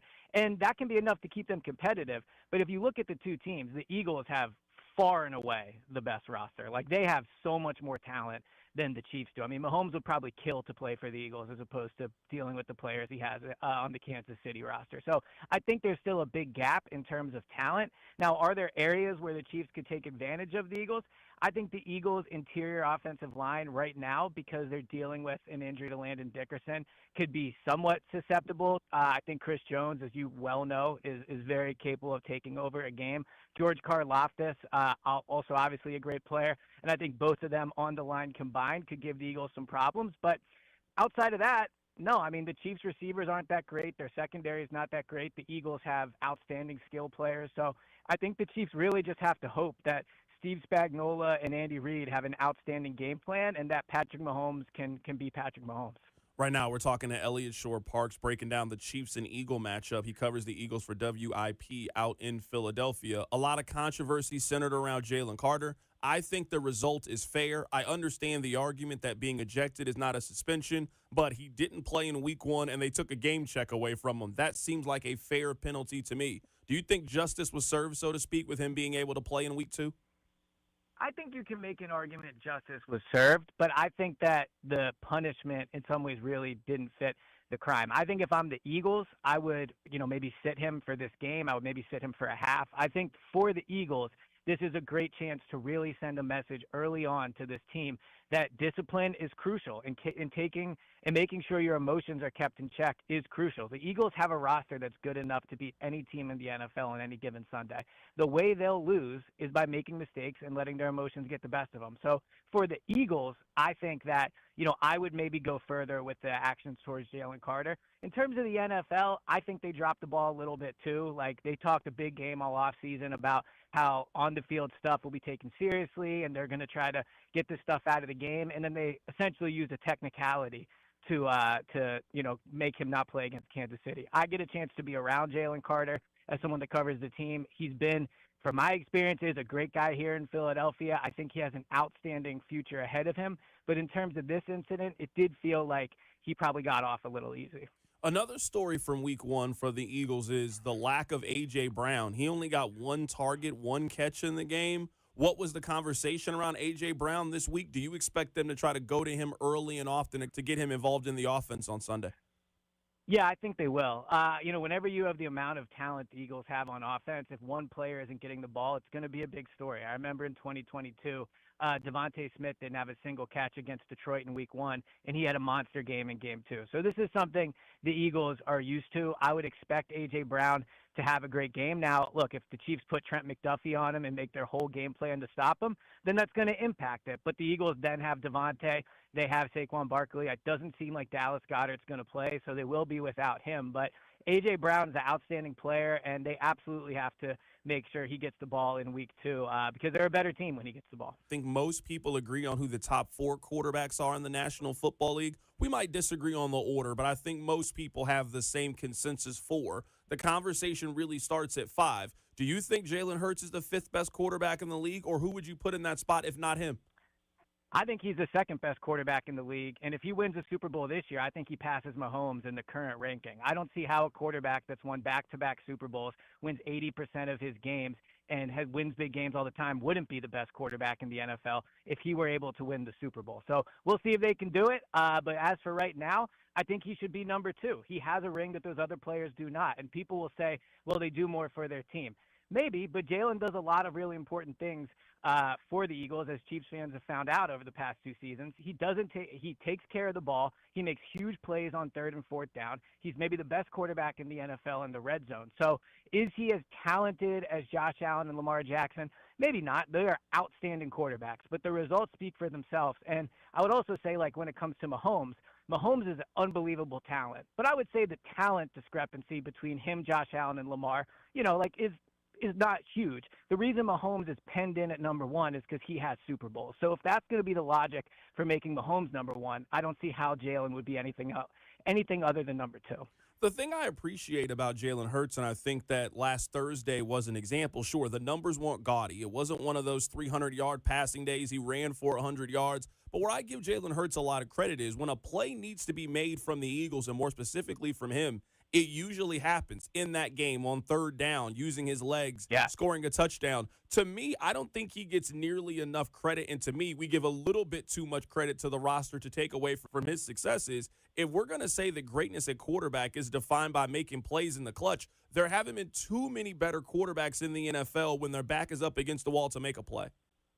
Yeah, and I mean, I would also say that and I'm sure you would agree with this from our time covering the league and watching the NFL, your team is almost always just as good as your quarterback is. Like, it just is what it is, right? Like, the Eagles have, in terms of you view it as a car, like, they have elite parts, like a shiny outside, great tires, an awesome sound system. But if your engine is not great, and Jalen is the engine like any quarterback is, it really doesn't matter. So right now, the reason the Eagles win is Jalen Hurts. Does he have help? Absolutely he has help. But you don't win in the NFL if you don't get high-level quarterback play, and they're absolutely getting elite high-level quarterback play from Jalen. Where do you feel the Eagles are most vulnerable? Because the offense is largely the same from last year. You mentioned a couple of injuries, but the core of that team is the one that we've seen for the last 12 months or so. They've had a little bit of turnover on defense. They've lost some key pieces. Where do you think the Eagles are most vulnerable this season?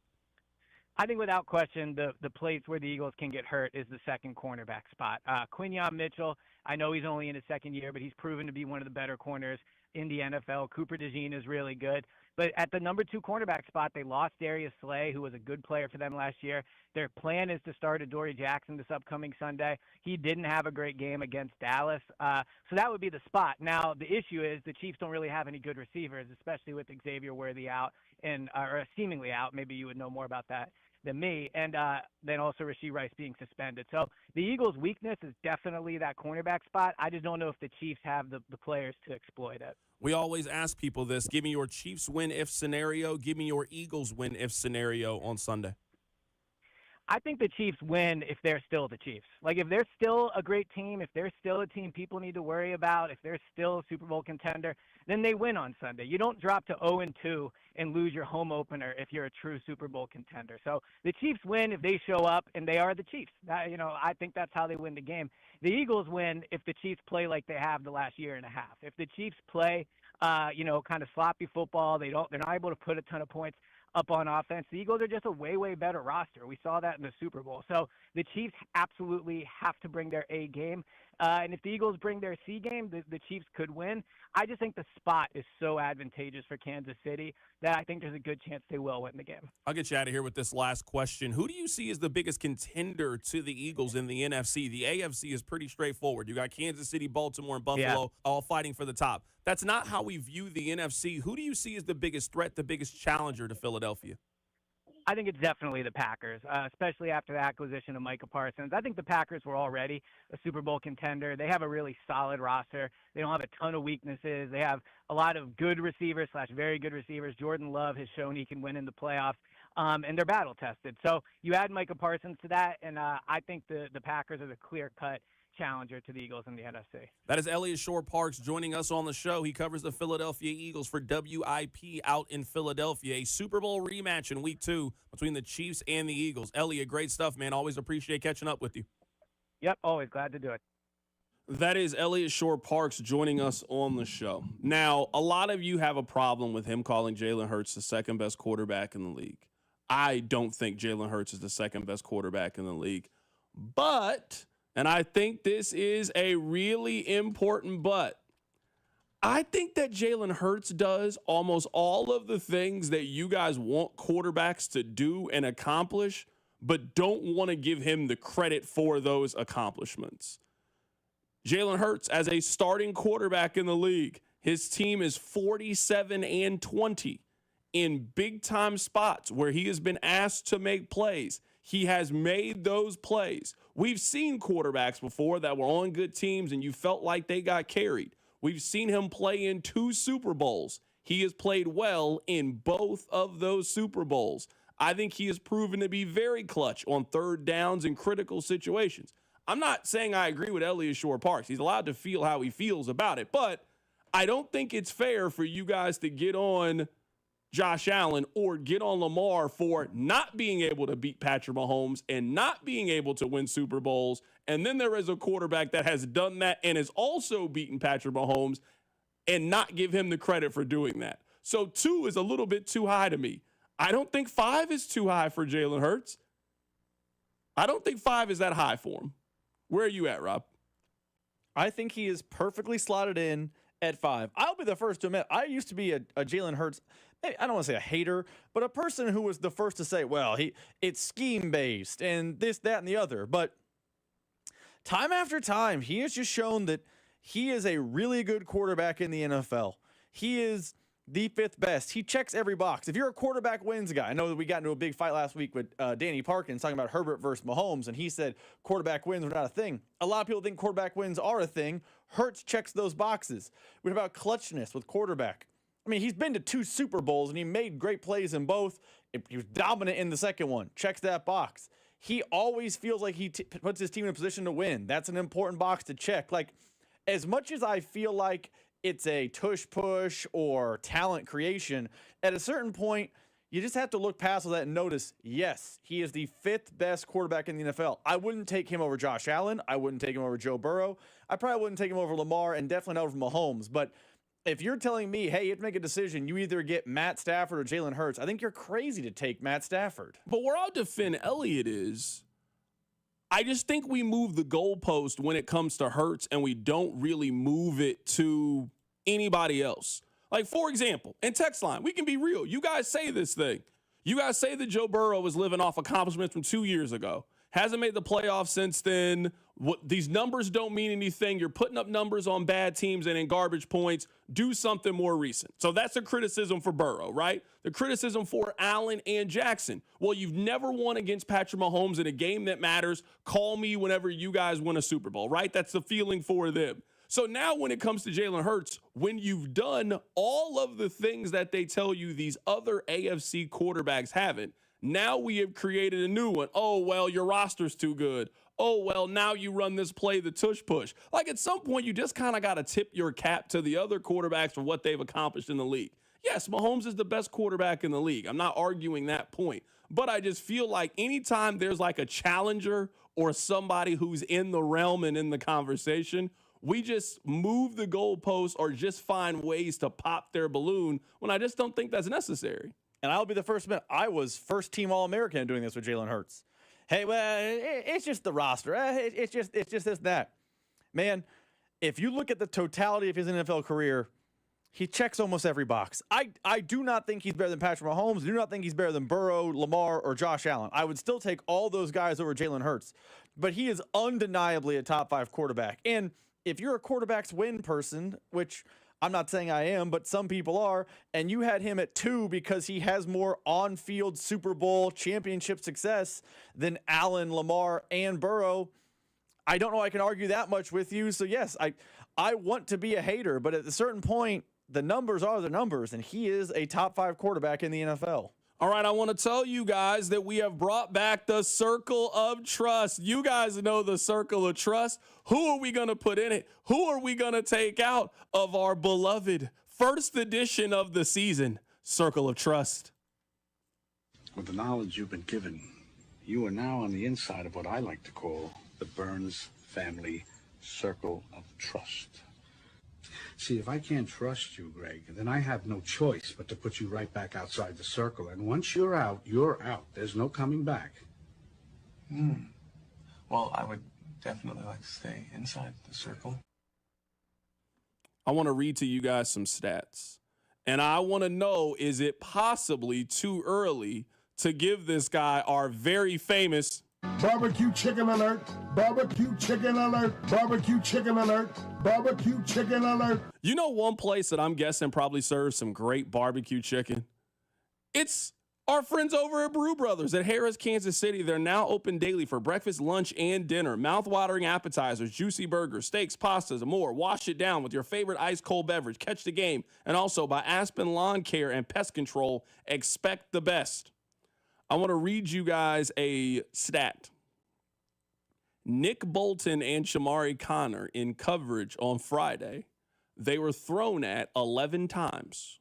Nick Bolton, #MIZ, #Tiger Blood, so I'm only willing to go so far. I know Rob can't wait.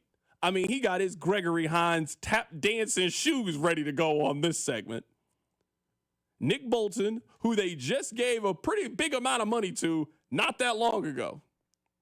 He and Shamari Connor, they were targeted 11 times on Friday. Justin Herbert completed all 11 of those passes. He threw for 143 yards, a touchdown, and had a 138 passer rating against Nick Bolton and Shamari Connor. I mean, if that don't sound like barbecue chicken alert, barbecue chicken alert. I don't know what does. Is it too early? I'm not giving it to Nick Bolton. I don't care what you say. I refuse to put Nick Bolton on barbecue chicken alert. He might be barbecue chicken alert, and we've known what his strengths are and what his weaknesses are for quite some time. I mean, I've known since he was a freshman at Mizzou, but I don't have it in my heart. I don't have it in my soul, especially after we just beat Kansas. I don't have it in my heart to give him the barbecue chicken alert. But I ain't got no closeness to Shamari Connor. I got no problem giving him barbecue chicken alert, barbecue chicken alert. Are we giving him the award? Or Rob, you saying it's just one game? Maybe we put this on timeout and we put this on ice and we can come back to this in 2-3 weeks and then we can determine if we're putting Shamari Connor officially on alert. So a couple things. One, I'm going to practice team patience back here on both players. You're right.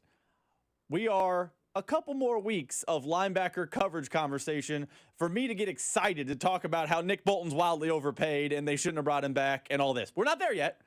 That conversation, if he keeps getting cooked in coverage, is coming. We're not there yet. I am going to be team patience on both players. The Chargers are a division opponent. They brought back their coordinator. They brought back their head coach. They had a good game plan for how to attack both players. And Steve Spagnuolo, when talking to the media today, said everyone on defense wished they had played better. And he even said he wished he could have about 4 or 5 play calls back. So I'm going to put both of them inside the circle of trust for now. They are pushing toward the edge. They are coming up on the fringe of the circle of trust, but they are staying inside it for now.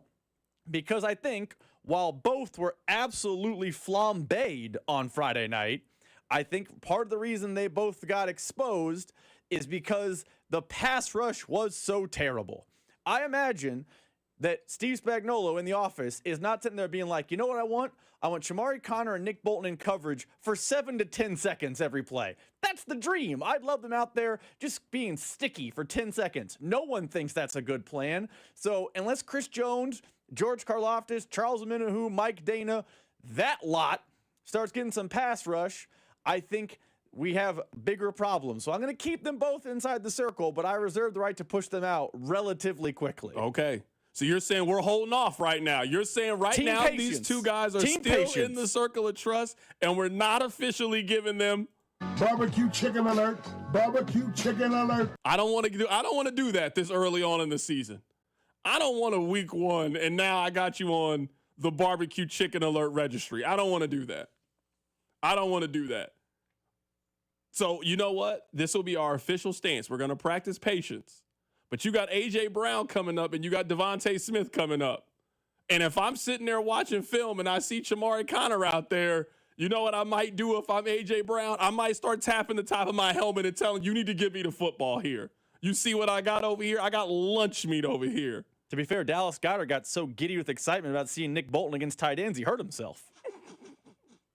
You said you were practicing patience. Patience. That's what you told me just a second ago, that you were practicing patience, and now you're out here getting jokes off. I can't condone this. I want to let you guys know that the Circle of Trust and obviously the Barbecue Chicken Alert is now brought to you by our friends over at Brew Brothers at Harris, Kansas City. It's now open daily for breakfast, lunch, and dinner. If you're looking for some mouth-watering appetizers, some juicy burgers, some steaks, some pastas, you want to wash it down with an ice-cold beverage and also catch the game, be sure to stop by and see our friends over at Brew Brothers. Also, get your lawn taken care of at Aspen Lawn Care and Pest Control. You can expect the best. Coming up on the other side, we are officially starting week 2 of the NFL season. You know what? We'll go around the NFL. We'll do that next. Keep it right here. It's The Drive on 96.5 The Fan. Hey, this is Patrick Mahomes. Catch me every Tuesday with CDOT at 3:15, right here on your home for Chiefs football, 96.5 The Fan. The Drive is brought to you by DM Entry Law. Have you or a loved one been in a car wreck? Contact DM Entry Law today and get the money you deserve. Car wreck? Remember, Mike's got this. DraftKings Sportsbook, America's top-rated sportsbook app, is coming soon to the Show Me State. New Missouri customers can download the DraftKings Sportsbook app today. And when we go live, place just a $5 bet to unlock $300 in bonus bets. Starting November 17th, you can create your DraftKings Sportsbook account in Missouri and get ready for launch day on December 1st. DraftKings Sportsbook brings you everything you need to elevate your game day, including live in-game betting, lightning-fast payouts, and endless ways to get in on the action, all right from your phone. Download the DraftKings Sportsbook app now and grab $300 in bonus bets with just a $5 bet when we go live December 1st. In partnership with DraftKings Sportsbook, the crown is yours. Gambling problem? Call 1-800-GAMBLER. 21 and over. Physically present in Missouri. Eligibility restrictions apply. Bonus bets expire 7 days after issuance. Excludes customers who redeem pre-launch sign-up offer. Terms at sportsbook.draftkings.com/promos. Why is Macy's one-day sale the one sale you can't miss? For starters, you'll find our best prices of the month on fall's top trends, like $99.99 for trenches and barn jackets, diamond bracelets $249, and for cozy nights in, comfy sheets at $19.99 and under. Plus, it's Star Money bonus days, when Star Rewards members can earn Star Money faster. Not a member yet? Join for free online or in-store. Don't miss Macy's one-day sale tomorrow. Savings off already reduced prices. Exclusions apply. Men, summertime is here, and that means vacations, summer barbecues, outdoor parties, camping, beaches, and so much more. This is Jeff for Heartland Men's Health, and if you're like many men, you may not be feeling like yourself this summer. Perhaps your energy is low and you aren't sleeping well. Maybe your workouts aren't as good as they used to be, and if what I'm describing is you, it's very likely you're suffering with low testosterone. But low T doesn't have to affect you anymore. Just call Heartland Men's Health, get treated, and see how it changes your life. If you're like most men, you'll feel so much better. Deeper sleep, improved vitality and clarity, greater strength and energy, and an enhanced sex drive as well. So call us. Just $99 gets you a PSA and T-test and a medical consult. And if you start on testosterone the day of your appointment, your visit is free. Call 844-447-6600. That's 844-447-6600. Or go to heartlandmenshealth.com. We have 3 offices, Overland Park, Independence, and North Kansas City. Want to see the 2015 World Champion Royals swing it again? Come out to Home Run Derby X at Kauffman Stadium for a reunion on September 13th. Eric Hosmer, Mike Moustakas, Alex Gordon, Ben Zobrist, and Lorenzo Cain take their cuts against reps from the Blue Jays and the Mets. Come join the action for a night of massive dingers, slick defense, and target-smashing thrill. You don't want to miss it. Get your tickets now at MLB.com/HRDXKC. Major League Baseball trademarks used with permission. If you're 55 or older and into that whole saving money thing, T-Mobile has an exclusive phone and internet bundle just for you. Right now, get 2 unlimited phone lines plus 5G home internet for just $30 each per month with autopay, plus taxes and fees. And with 5G home internet, setup is easy with just 1 cord and no technician needed, which is great if you're also into that whole keeping it simple thing. Switch now and experience the best mobile network in the U.S. Visit your local store to start saving. T-Mobile, it's better over here. Based on analysis by Ookla of speed test intelligence data Q4 2024 to Q1 2025. Ookla trademarks used under license. Unlimited on our network. Customers on voice plan may notice speeds lower than other customers and further reduction if using more than 50 gigs a month due to data prioritization. Video streams and SD on this plan. Home internet pricing after $20 a monthly bill credit plus $5 per line without autopay. Debit or bank account required. See 5G device coverage and access details at T-Mobile.com. When you've got real work to do, Metal Supermarkets will help you get it done fast.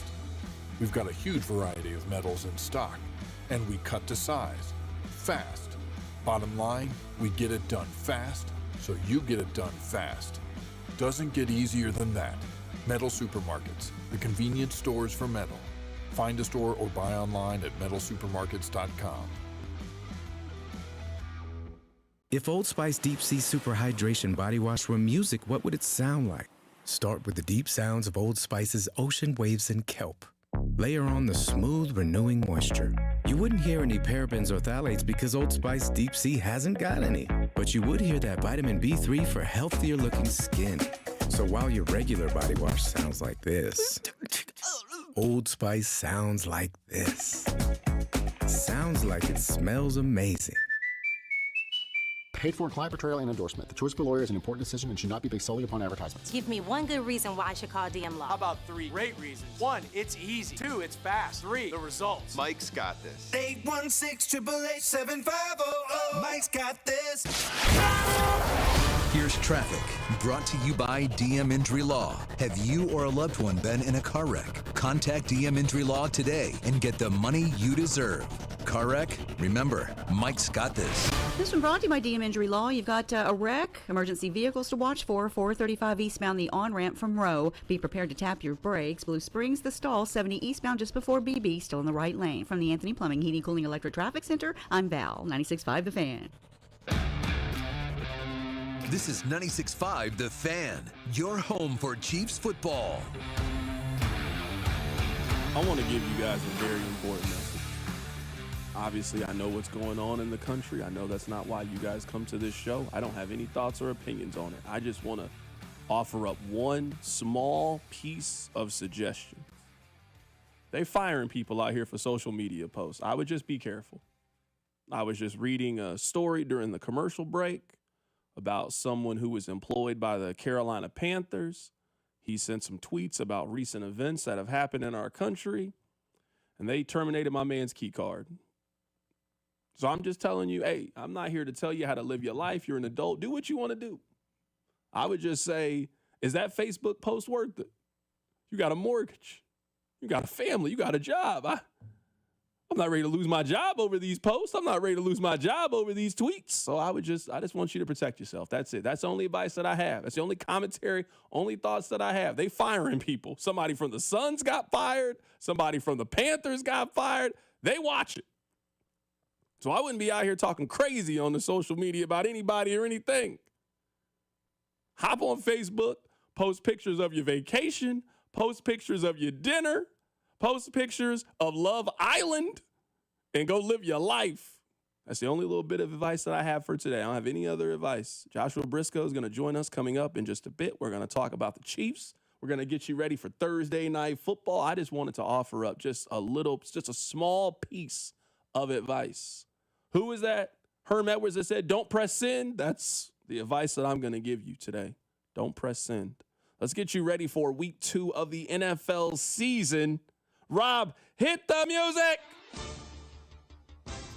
Carrington, let's start our look at week 2 in the NFL with a division game, a surprise 1-0 versus 1-0 game. The Denver Broncos are headed to Indianapolis to take on Danny Dimes. Danny Dimes and co. 1-0 after throttling the Dolphins. The Broncos, not as surprising at 1-0 as they played host to the Tennessee Titans in week 1.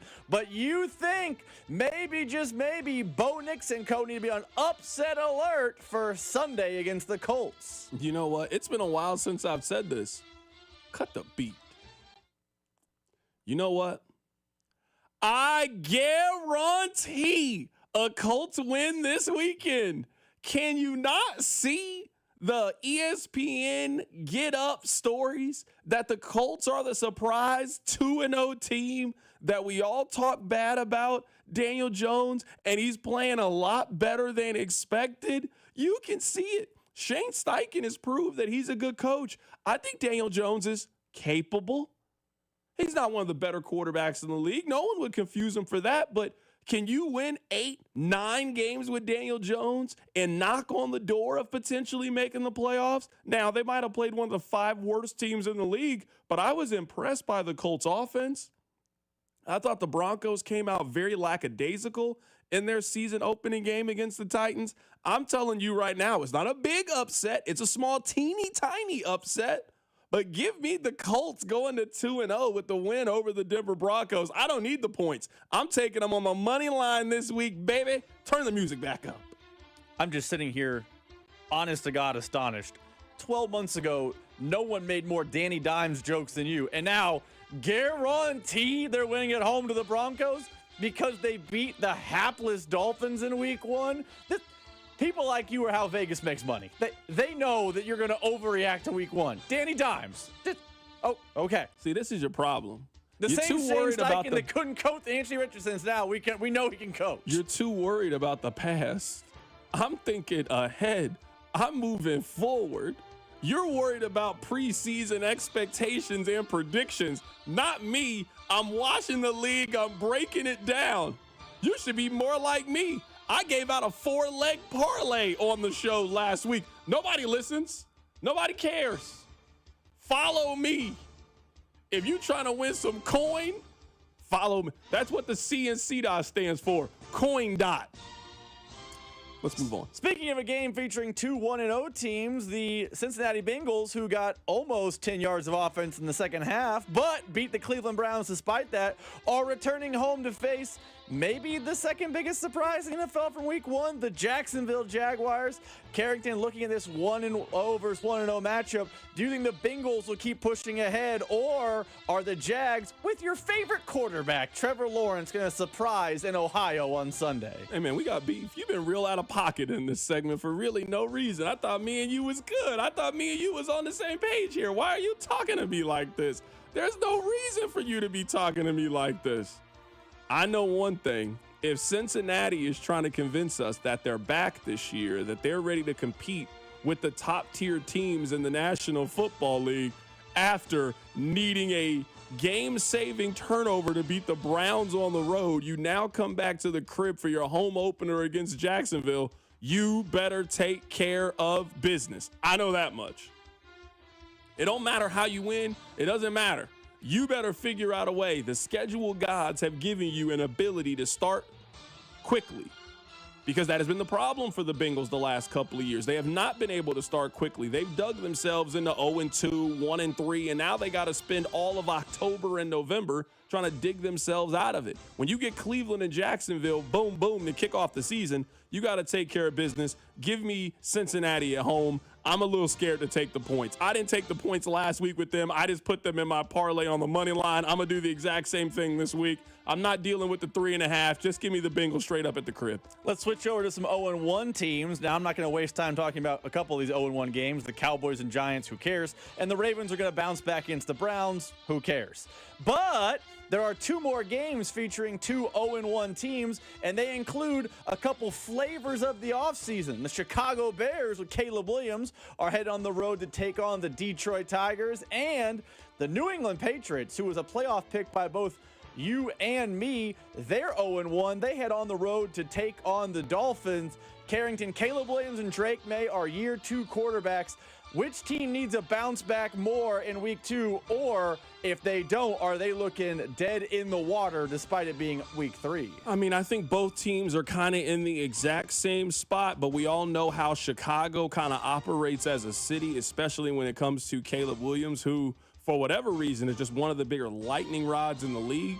If you lose your first 2 games in the division, you're cooked. We already know about the stats when you fall to 0-2. You then fall to 0-2 with losses in the division. You lost to Minnesota when you felt like you had cashed that one in, and then you lose on the road against a Lions team that kind of got embarrassed in their week 1 game, so you know they're going to come out with great energy, and their home opener doesn't feel like a really good spot for the Chicago Bears, who already feel like they're kind of scratching and clawing to try to save their season, even though the season has just begun. Final question here as we're up against the break. Brock Purdy is out this week, as he could be out for a couple weeks for the San Francisco 49ers. They started 1-0, which means the person a lot of people thought the Niners would take in that draft, Mac Jones, is going to start for Kyle Shanahan and co. Carrington, do you think you'll see a drop-off from Brock Bowers to Mac Jones out in the Bay? You know what? I think you'll see a little drop-off, but not a big one. This is why. I think their skill sets are very similar. I trust Kyle Shanahan. Christian McCaffrey is going to be available in this one. I thought their defense played well enough last week.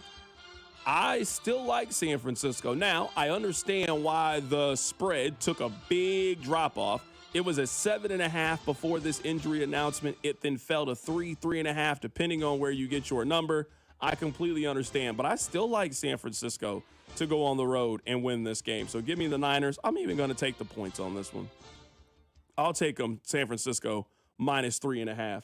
Coming up at the top of the hour, we're going to be joined by Joshua Brisco, who does the pre and the post game for the Chiefs Radio Network. We'll get his thoughts on week 1 for the Kansas City Chiefs. We'll also look ahead to week 2 against the Philadelphia Eagles. Keep it right here. It's The Drive on 96.5 The Fan. The Drive with Carrington Harrison on your new home for K-State Athletics, 96.5 The Fan. Brought to you by DM Injury Law. Have you or a loved one been in a car wreck? Contact DM Injury Law today and get the money you deserve. Car wreck? Remember, Mike's got this. Here's traffic, brought to you by DM Injury Law. Have you or a loved one been in a car wreck? Contact DM Injury Law today and get the money you deserve. Car wreck? Remember, Mike's got this. This one brought to you by DM Injury Law. You've got a wreck, emergency vehicles to watch for, 435 eastbound, the on-ramp from Rowe. Be prepared to tap your brakes. Blue Springs, the stall, 70 eastbound just before BB, still in the right lane. From the Anthony Plumbing, Heating, Cooling, Electric Traffic Center, I'm Val, 96.5 The Fan. Chiefs coverage brought to you by Park & Go, the best deals on airport parking. Don't fumble your airport parking. Score big with Park & Go. All covered parking, fast and free shuttles, and open 24/7. For the best deals in airport parking, reserve your spot now at bookparkandgo.com. Park & Go, family owned and fan approved. The wait is finally over. Football season is here, and FanDuel is getting you ready for kickoff with an offer that you don't want to miss. New customers, you can bet just $5 and get $300 in bonus bets if you win. That's right. Pick a bet, any bet. Bet $5, and if it wins, you'll unlock $300 in bonus bets to use all across the app. Use it how you want. Build your favorite parlays, bet player props, ride the live lines, whatever your style is. Remember, FanDuel has you covered. Be sure to check out FanDuel.com/KFNZ. Use that promo code to download the FanDuel app today and get started. FanDuel is an official sportsbook partner of 96.5 The Fan. 21 and present in Kansas. First online real money wager only. $5 first deposit required. Bonus issue is non-withdrawable bonus packs, which expires 7 days after restrictions apply. See terms at sportsbook.fanduel.com. FanDuel is offering online sports wagering in Kansas under agreement with Kansas Star Casino, LLC. Gambling problem? Can help us your best bet. Call 1-800-522-4700. Visit ksgamblinghelp.com. Hi, this is Toby Tobin along with Jason Goodenkoff from Lewisburg Ford in Lewisburg, Kansas. Hi, Jason. Hello, Toby. Let's talk about the buying experience at Lewisburg Ford. It's the best anywhere. Just ask all our customers, Toby. It is hands down the best experience you can have buying a new car. We have the no-hassle Toby Tobin price that we've had for over 45 years now. Nobody else can say that. We've been saving Kansas City thousands and thousands of dollars for a lot of years. I have been buying Ford cars and trucks from Lewisburg Ford for over 30 years, and I know personally this is the best place to buy a Ford car or truck. Great prices, But there's a whole lot more than that. It doesn't just stop at price, Toby. Yeah. There's other factors to this equation, and it's trade-in allowance, financing, and the experience of how knowledgeable the people are that you're dealing with. And we surpass everybody in all those areas. We always have. We always will. That's why calling us is important. Do you have that new pickup? Absolutely. And it's dynamite. Okay. Lewisburg Ford is your best place to buy a Ford car or truck. What's your toll-free number? 816-444-2300. Lewisburg Ford or lewisburgford.com. Listen up, folks. I want to tell you guys about my new obsession. It's Daisy French Onion Dip. With football season here, it is the perfect dip for your chips, your wings. The delicious Daisy French Onion Dip and the Daisy Ranch Dip, they're game changers. They're delicious as a homemade dip, and they're made with real herbs and real spices and also ingredients that you find right there in your kitchen. So the next time you're having people come over to celebrate the start of the football season, you better make sure you have one thing, and I'm talking about that Daisy French Onion Dip. You can find it the next time you go to the grocery store. You want to see the ring? Here, I have a picture. Wow, look at you. I know, right? Went to Hellsberg and customized the whole thing. Oh, yeah? Yeah, well, I showed them all her inspiration photos, picked the setting, the diamond. It's actually pretty fun. Now for the real hard part, asking her. Well, congrats, buddy. The ring looks awesome. Start your story with Hellsberg. Designed with care and craft since 1915. Shop in store or at hellsberg.com. Hey, folks. I've got a couple of important questions for you.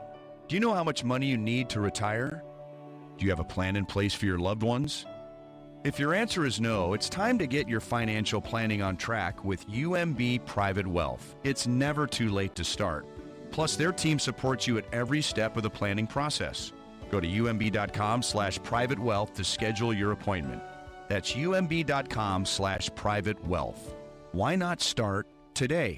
I'm Mitch Holtis, voice of the Chiefs. Everyone develops cataracts naturally as they get older. When your vision is affected by cataracts, you should see my doctor, Dr. Steven Silverstein at Silverstein Eye Centers. Dr. Silverstein is a world-renowned cataract surgeon who performs life-changing laser-assisted cataract surgery with premium lens implants to correct your vision up close and far away. Trust my eye doctor, Dr. Steven Silverstein, Silverstein Eye Centers, 816-358-3600 to schedule an appointment. Flu season is here.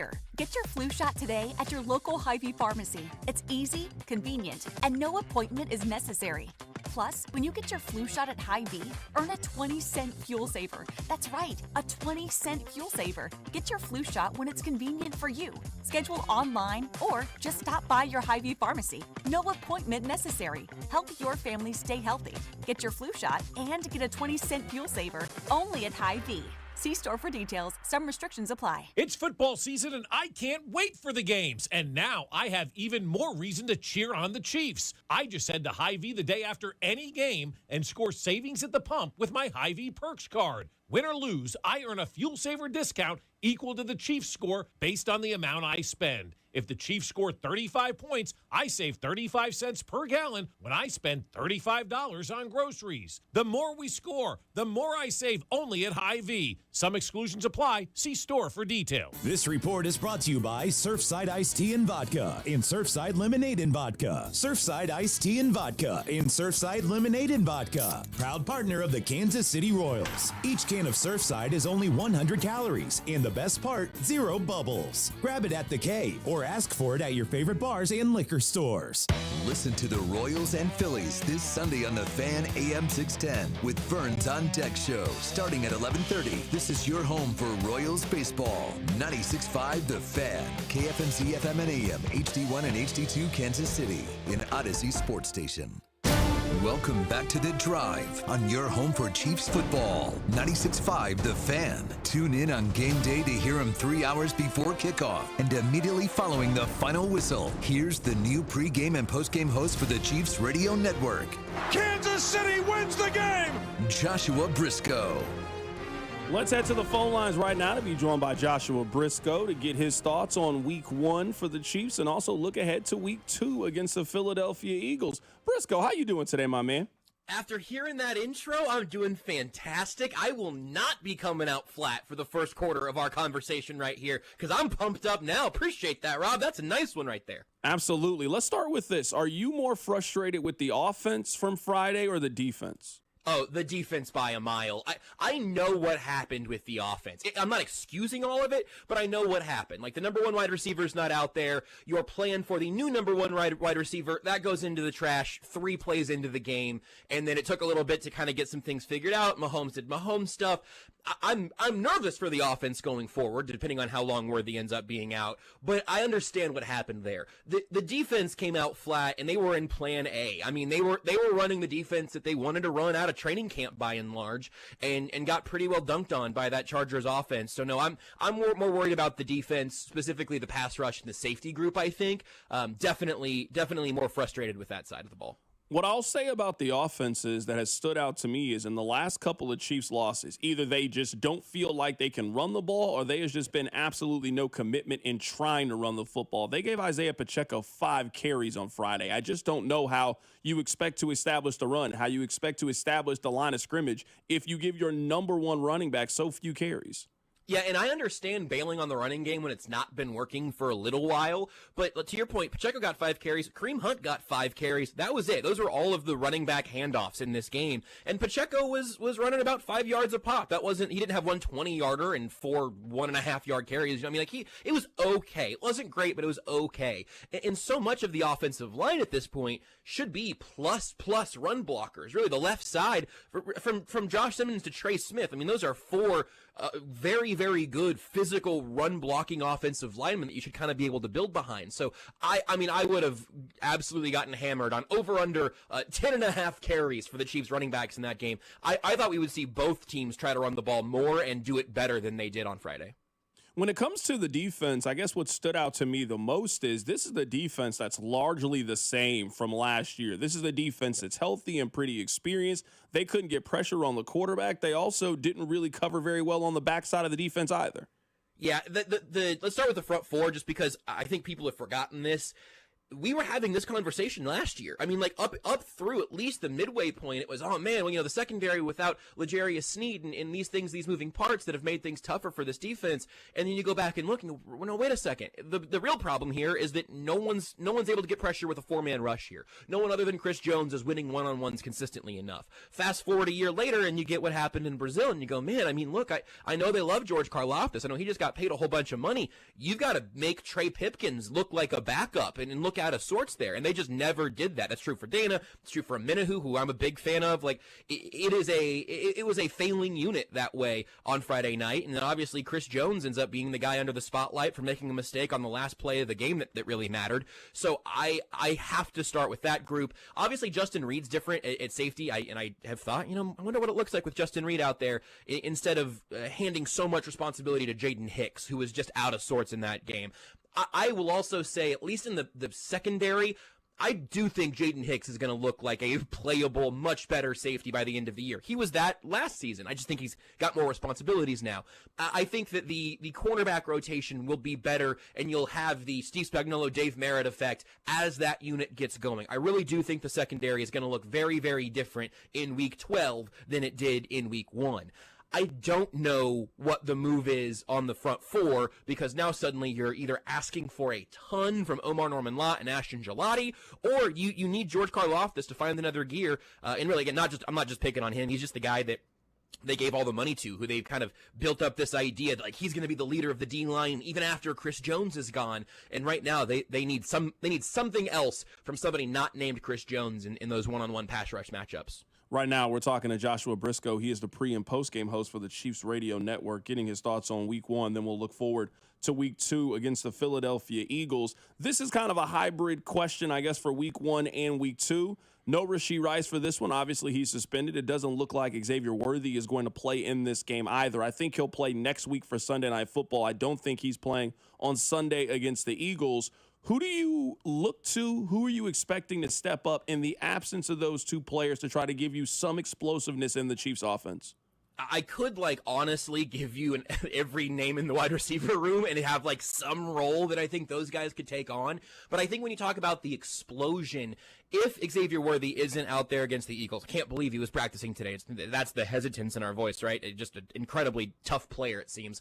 But assuming that he doesn't play against the Eagles, I think Tyquan Thornton is a legitimate thing. Not that he's going to do all of the things that Xavier Worthy was doing. Not that at all. But specifically, keeping the defense honest on the deep ball. He had the one completion against the Chargers. He was open downfield several times. I think one was kind of a Mahomes miss, and maybe another one he was getting hammered as he threw the ball. One time he went to Hollywood when Thornton was opening up downfield. Not even necessarily miscues, just times when he was wide open that they'll see on film this week. They've already seen on film this week and say, okay, well, if the Eagles give us single high safety looks, Tyquan Thornton is a legitimate weapon in terms of that explosiveness.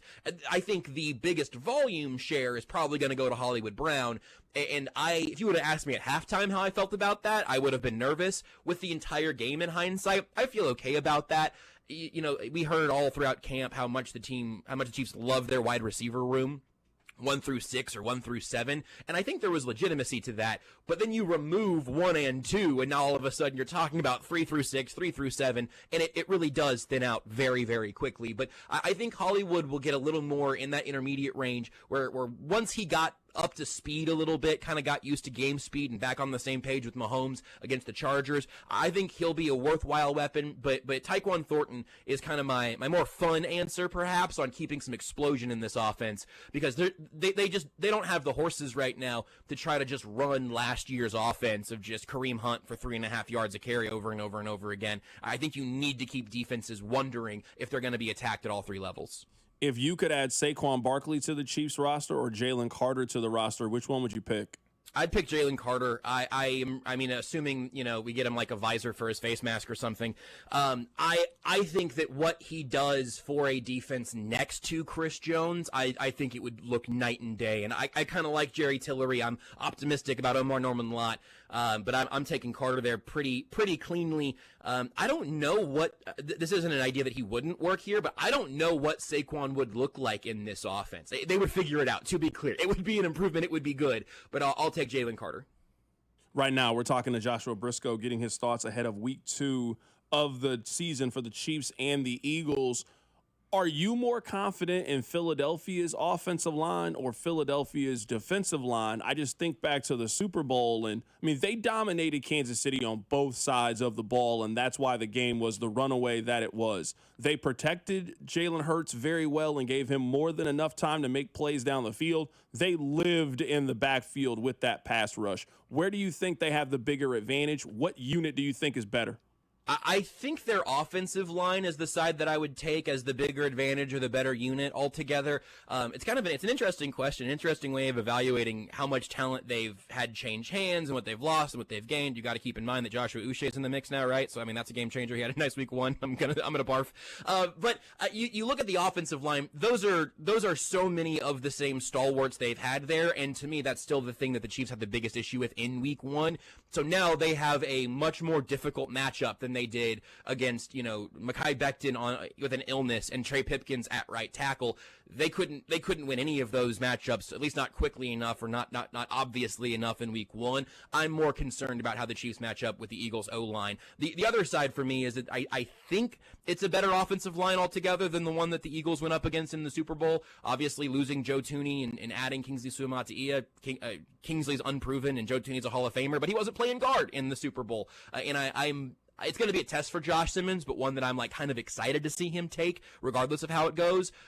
I think you should be worried about the trenches altogether in this game, but I think the Chiefs' defensive line against the Eagles' offensive line is probably the most important matchup of this game that I'm worried about from the Chiefs' perspective. Let's say Jawaan Taylor commits a holding call and a false start on the first drive of the game.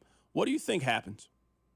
Probably nothing, but I thought Matt Nagy today was pretty forceful on a topic we've been talking about now for a number of years, and they have Jalen Moore. The thing I'll say that might contradict to my probably nothing instinct is that Jalen Moore was just the right tackle number 2 all throughout the preseason. They didn't work him in at left guard. They weren't working him in at left tackle. Simmons was the guy at left tackle, and they've just said Kingsley's got to get every rep that we're going to give him with the starters at guard.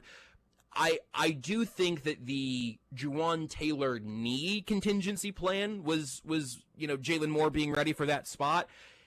I will say, for whatever reason, and I don't know why it was week 1 this year that did it, but Friday was a pretty brutal kind of hang up for me on Jawaan Taylor, where so many of the times the illegal formation things and some of the really close false starts, I got frustrated with how those were discussed, because you do see that around the league being penalized in different places, and you don't have to look beyond the Philadelphia Eagles to see how that can be officiated differently when that's not the guy at the middle of the entire conversation, as it was for Jawaan Taylor.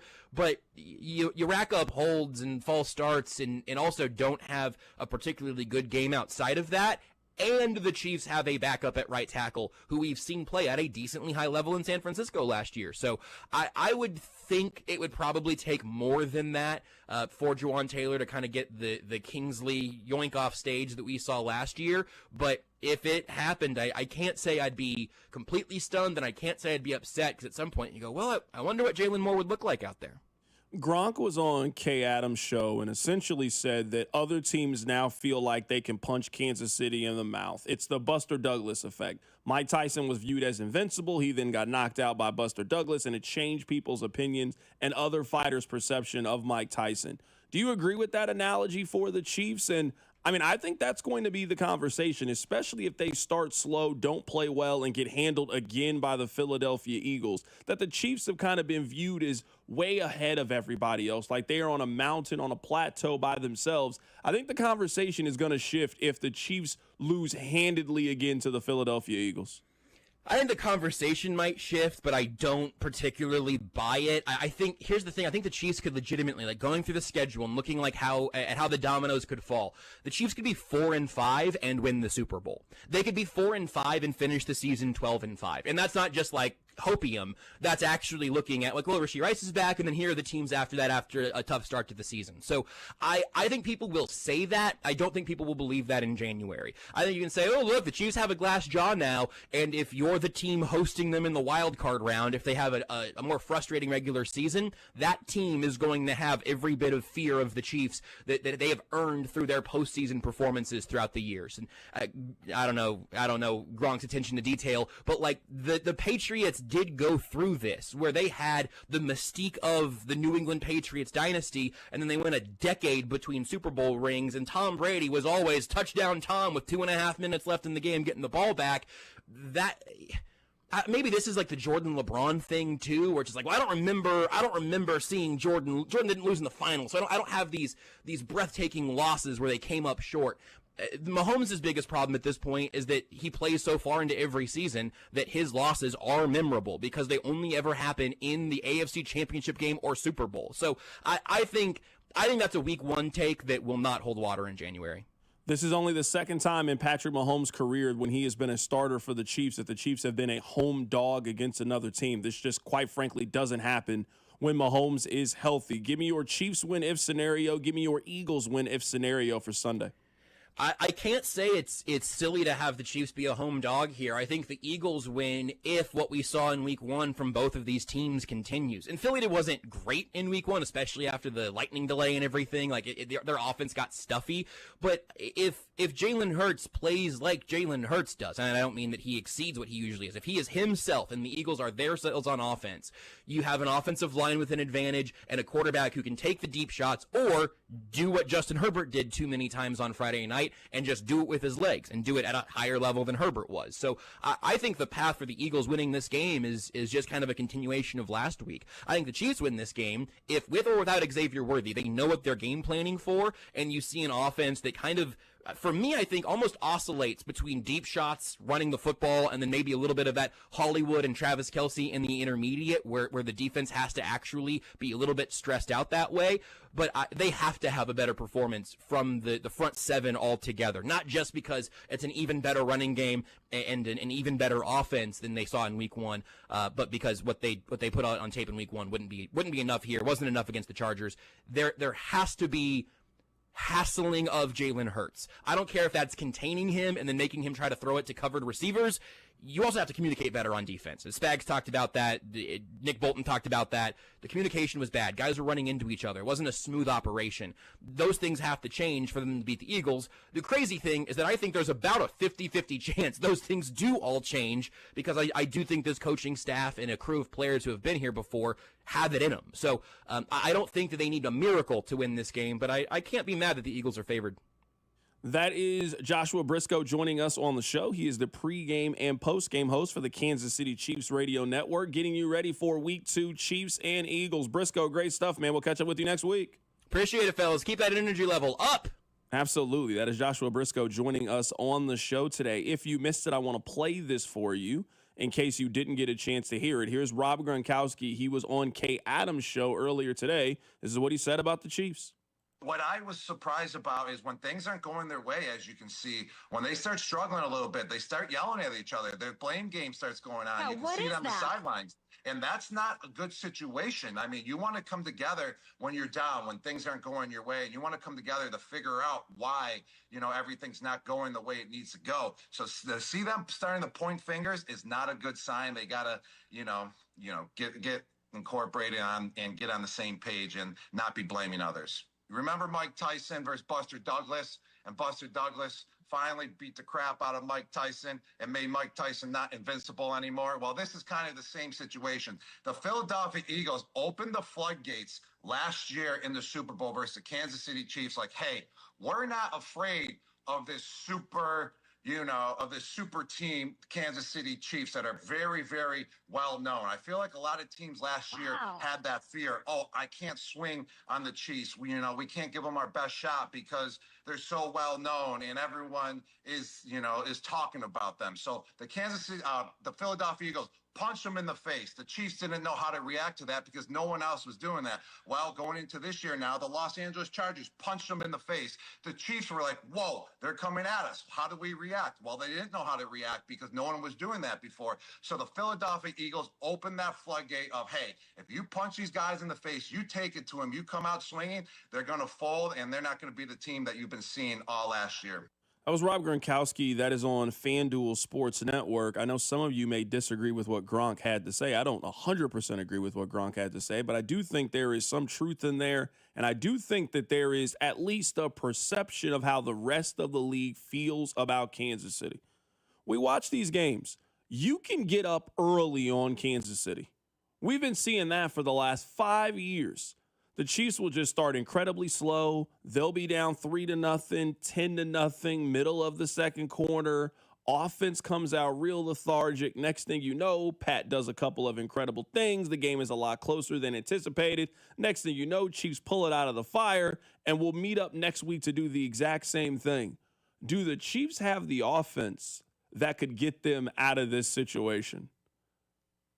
It might not be the case that the Yankees are much smarter than the Royals. The Yankees just have the money to get themselves out of a bad contract or a bad draft pick, and the Royals don't have the ability to do that. Like, some teams can create a deficit. You can be down 3-0, 10-0 when this offense was top 5 in the NFL, and it was nothing. I don't know if you can do that as the 19th ranked offense in the National Football League. I don't know if you can do that as a team that has struggled to run the football their last couple of games, doesn't have Rashee Rice, doesn't have Xavier Worthy. I don't know if you can get down early in these games. And I think people feel like, hey, we can come out kind of early. We can set the tone. We can set the tempo. We can strike first against Kansas City, and we don't know how hard they're going to hit back. I do think that people feel that way about Kansas City. And the only way to quiet that noise is to prove it on the field. That's the beautiful thing about sports. All of the talking that we do from Monday to Saturday just doesn't really mean anything. Eventually, these two teams got to get on the same field, and they got to execute, and they got to see who plays better. So I'm not here advocating that the Chiefs have to play some perfect 1 in a million, any given Sunday kind of game. No, they're too talented. They're too battle-tested. They're too veteran. That's not what we're talking about. But you got to play well. You got to do the little things. Like, the Chiefs are not exempt from that. You got to control the line of scrimmage on offense, and you got to run the football effectively. If we're talking about another game in which the Chiefs give it to Isaiah Pacheco 6 times for 26 yards, you give it to Kareem Hunt 4 times for 19 yards, I just don't think that's a game you win. I think you need to run the football effectively to win. Can you protect your quarterback much better than you did in February when you played this team? I mean, Brandon Graham lived in the backfield. Jalen Carter lived in the backfield. They dominated you up front. So if they're going to control the line of scrimmage on offense, they're also going to control it on defense. You're also going to lose the turnover battle the way that you did. When all of those things add up, it normally ends up to a blowout. Here's Elliot Shorr-Parks. He was talking about the Chiefs' aura. He thinks it's in danger on Sunday. Just the reality of where the Chiefs are at. They are obviously one of the best dynasties in NFL history. I think that Andy and Patrick Mahomes still have a very strong argument for being the top quarterback head coach duo in the league. But I think Chiefs fans also need to be honest about what the product on the field has looked like for the past year. If the Chiefs, after last year where they did not play well overall, I think you would probably agree with that. A lot of one-win, one-score games, a lot of games that, you're probably not going to win consistently, and they did it, and credit to them for that. But they have not looked like a dominant team for a long time. In the biggest game they played last year, they got absolutely embarrassed. They went to Brazil last week and lost to a Chargers team that consistently loses big games. And if they lose the home opener in a chance to even up their record as opposed to going 0-2, I don't think the Chiefs have that mystique anymore. I'd probably be more afraid to go play Buffalo. I might be more afraid to go play Baltimore, and that hasn't been the case for a really long time. So I really think this Sunday is about seeing if the Chiefs are still the Chiefs or if they're just a team with a good quarterback and head coach and a bad roster. We all knew that this early part of the schedule was going to be difficult to navigate. It is probably more difficult to navigate now that you don't have Xavier Worthy. You played a playoff team in week 1 that has a good coach and a good quarterback. You play the defending Super Bowl champions in week 2. You go on the road and play one of the 5 best defensive lines in week 3. You play the Ravens in week 4. You play the Lions during this stretch. Like this is a difficult stretch for Kansas City to be able to navigate it. I'm very, very intrigued to see how Kansas City responds and just what fight that they have. I just want to see Kansas City start early and start quick in this game. They have come out very lethargic in the last 2 first halves that we have seen this team play. If you go back to the Super Bowl, you can't consistently do that against good teams. You can't continue to put yourself in a deficit when we're talking about some of the better teams in the league. You can have those bad habits against some of the bad teams. You can't do that against potential Super Bowl teams or playoff teams. This team has to start a lot faster than they have. And you would think being back at Arrowhead, a little bit of extended rest, a longer week to prepare, you hope to see that effort from the Chiefs heading into week 2. Coming up on the other side, we'll play for you what the coordinators had to say. Keep it right here. It's The Drive. The Drive with Carrington Harrison. Watch the show on YouTube by subscribing to the 965 YouTube channel. The Drive brought to you by DM Injury Law. Have you or a loved one been in a car wreck? Contact DM Injury Law today and get the money you deserve. Car wreck? Remember, Mike's got this. 96.5, The Fan.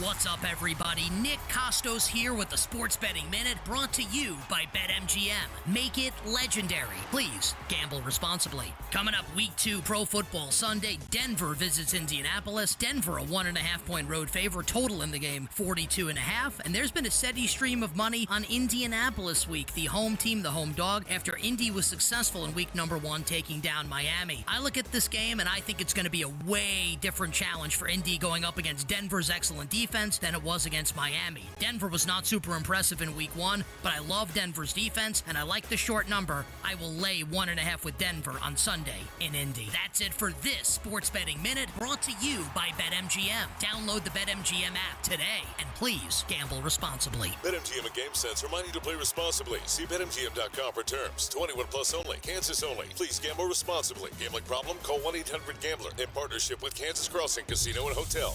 Hi, I'm Becca, your friend and jeweler at Shane Company. As an in-house designer, I can't wait for you to see our incredible selection of stylish and stackable rings. If you're shopping for your wedding bands, we have high-quality designs for every style and budget, from romantic to modern. If you're looking to add to a stack, your options are endless. Discover styles with clusters of gemstones, sleek all-metal designs, updated cigar bands, and signet rings perfect for an engraving. Because a friend knows you like options. Shane Company, your friend and jeweler.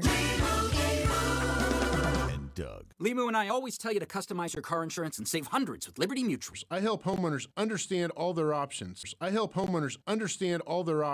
So they can make the right choice with no pressure and no obligation. I'm Rex, a local homebuyer and resident right here in Kansas City. Whether you're looking for a fast cash sale or just want to explore your choices, I'll walk you through the pros and cons of selling to me or listing with an agent. If selling directly is your best move, I'll offer you a fair cash price and a closing timeline that fits your needs in as little as 7 days or on your schedule. No repairs, no commissions, no hidden fees. Just a transparent, hassle-free process so you know exactly what to expect. Let's talk. Call 816-330-6000 or visit rexspyskc.com for a free, no-pressure consultation. Rex Spies KC, helping homeowners make informed decisions with confidence. There's nothing like when you get that part from eBay and it just fits. Yeah, the first time. So you can do less of this and get right back to more of this. At eBay, you'll find all the parts you need, guaranteed to fit, at prices you'll love. Sounds good, doesn't it? eBay, things people love. Eligible items only. Exclusions apply. Jake from State Farm. I just beat my running PR, so I'm celebrating with the Banana Bonanza smoothie. Hey, and you can keep celebrating when you create an affordable price just for you by bundling your home and auto with the State Farm Personal Price Plan. Go bananas. I will. Hey, make it a large. Bundling, just another way to save with the Personal Price Plan. Like a good neighbor, State Farm is there. Prices are based on rating plans that vary by state. Coverage options are selected by the customer. Availability, amount of discounts and savings, and eligibility vary by state. Today, we're constantly taking photos and videos to remember our favorite moments. But what about those captured before the smartphone? What about the memories tucked away on aging VHS tapes, film reels, or in fading photos? These cherished memories are fading away with time, vulnerable to threats like heat, moisture, and mold. But fear not, there's a solution to safeguard your legacy. Hi, I'm Adam. And I'm Nick. Together we founded Legacy Box over a decade ago with one mission, to bring your memories into the 21st century. It's time to bid farewell to old tapes you can't watch and faded photos. Legacy Box transforms them into digital treasures, ready to share with a click. Just like magic, your shoebox of memories is now safely stored in the cloud or on a thumb drive. Over 1 million families have trusted Legacy Box, so you can rest assured your priceless moments are in good hands. Don't let your childhood fade away on old tapes. It's time to digitize those priceless moments. Fast forward into the digital age. Visit legacybox.com/value and unlock 50% off your order. That's legacybox.com/value. Legendary doesn't happen by chance. It happens because it's what BetMGM does. Sign up for BetMGM and check out all the exciting new ways you can make this pro football season unforgettable. Shoot your shot with same-game parlays, call your plays like a pro with live betting, or bet on a market you didn't know existed thanks to BetMGM Originals. You'll be on the edge of your seat from the very first snap, no matter what type of fan you are. Earn BetMGM rewards points on every bet. Take advantage of football offers found nowhere else, like a second chance on a first touchdown bet, and keep an eye out for rewards dropping in your account throughout the season. Never settle for the ordinary. Sign up today. BetMGM. Make it legendary. BetMGM and GameSense remind you to play responsibly. See BetMGM.com for terms. Must be 21 years of age or older. Specific promotional offers are not available in Mississippi, New York, Nevada, Ontario, or Puerto Rico. Gambling problem? Call 1-800-GAMBLER. Available in the U.S. For New York, call 877-8-HOPE-NY or text HOPE-NY 467-369. For Arizona, 1-800-NEXT-STEP. For Massachusetts, 1-800-327-5050. For Iowa, 1-800-BETS-OFF. For Puerto Rico, 1-800-981-0023. Subject to eligibility requirements in partnership with Kansas Crossing Casino and Hotel. Here's traffic, brought to you by DM Injury Law. Have you or a loved one been in a car wreck? Contact DM Injury Law today and get the money you deserve. Car wreck? Remember, Mike's got this.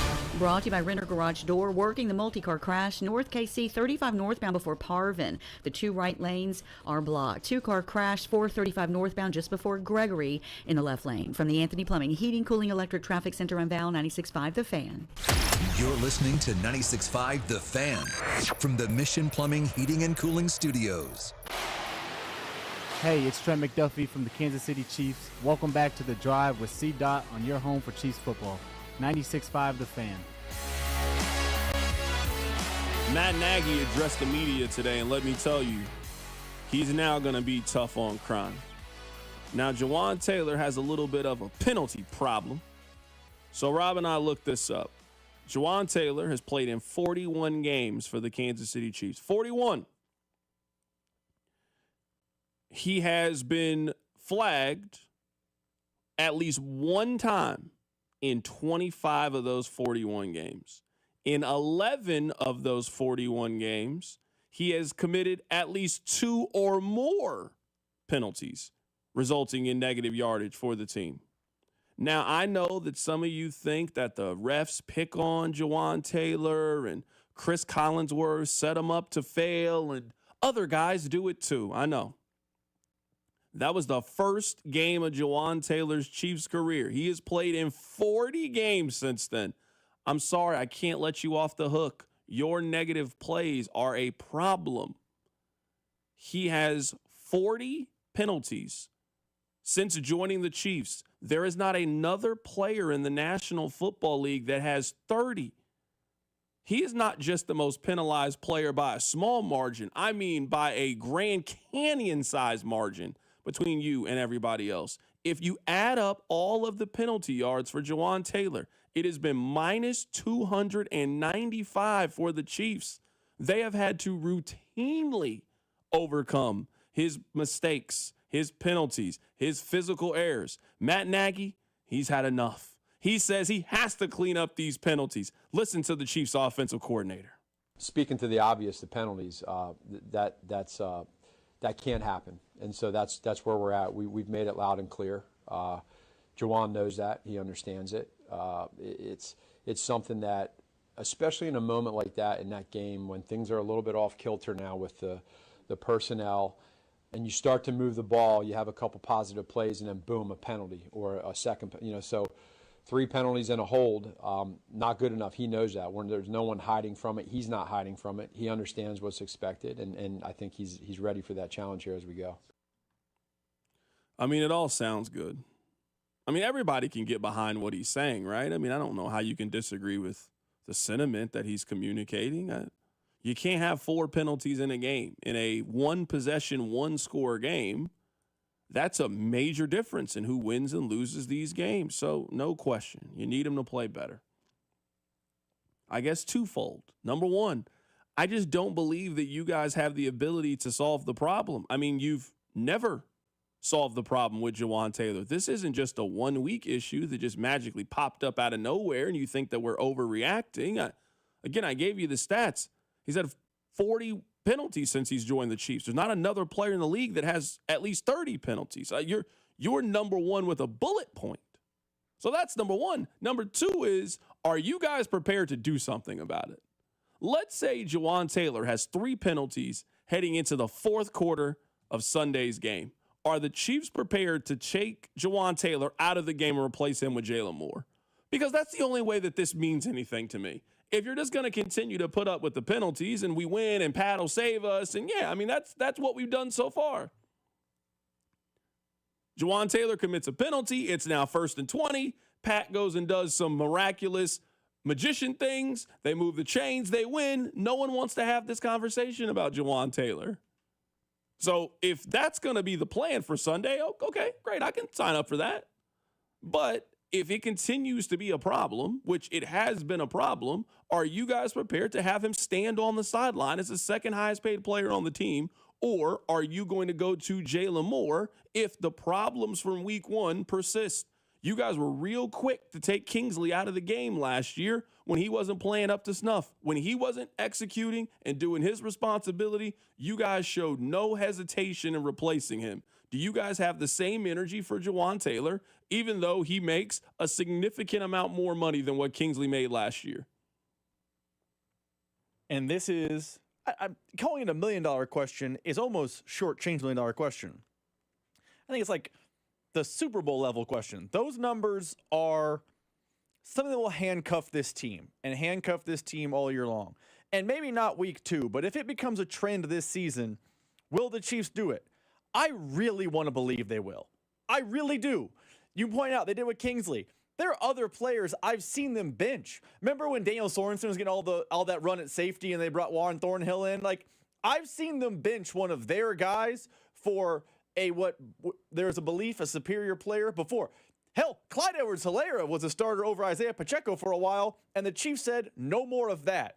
I want to believe they don't have sacred cows over there, and they are, hey, team, get the best players on the field.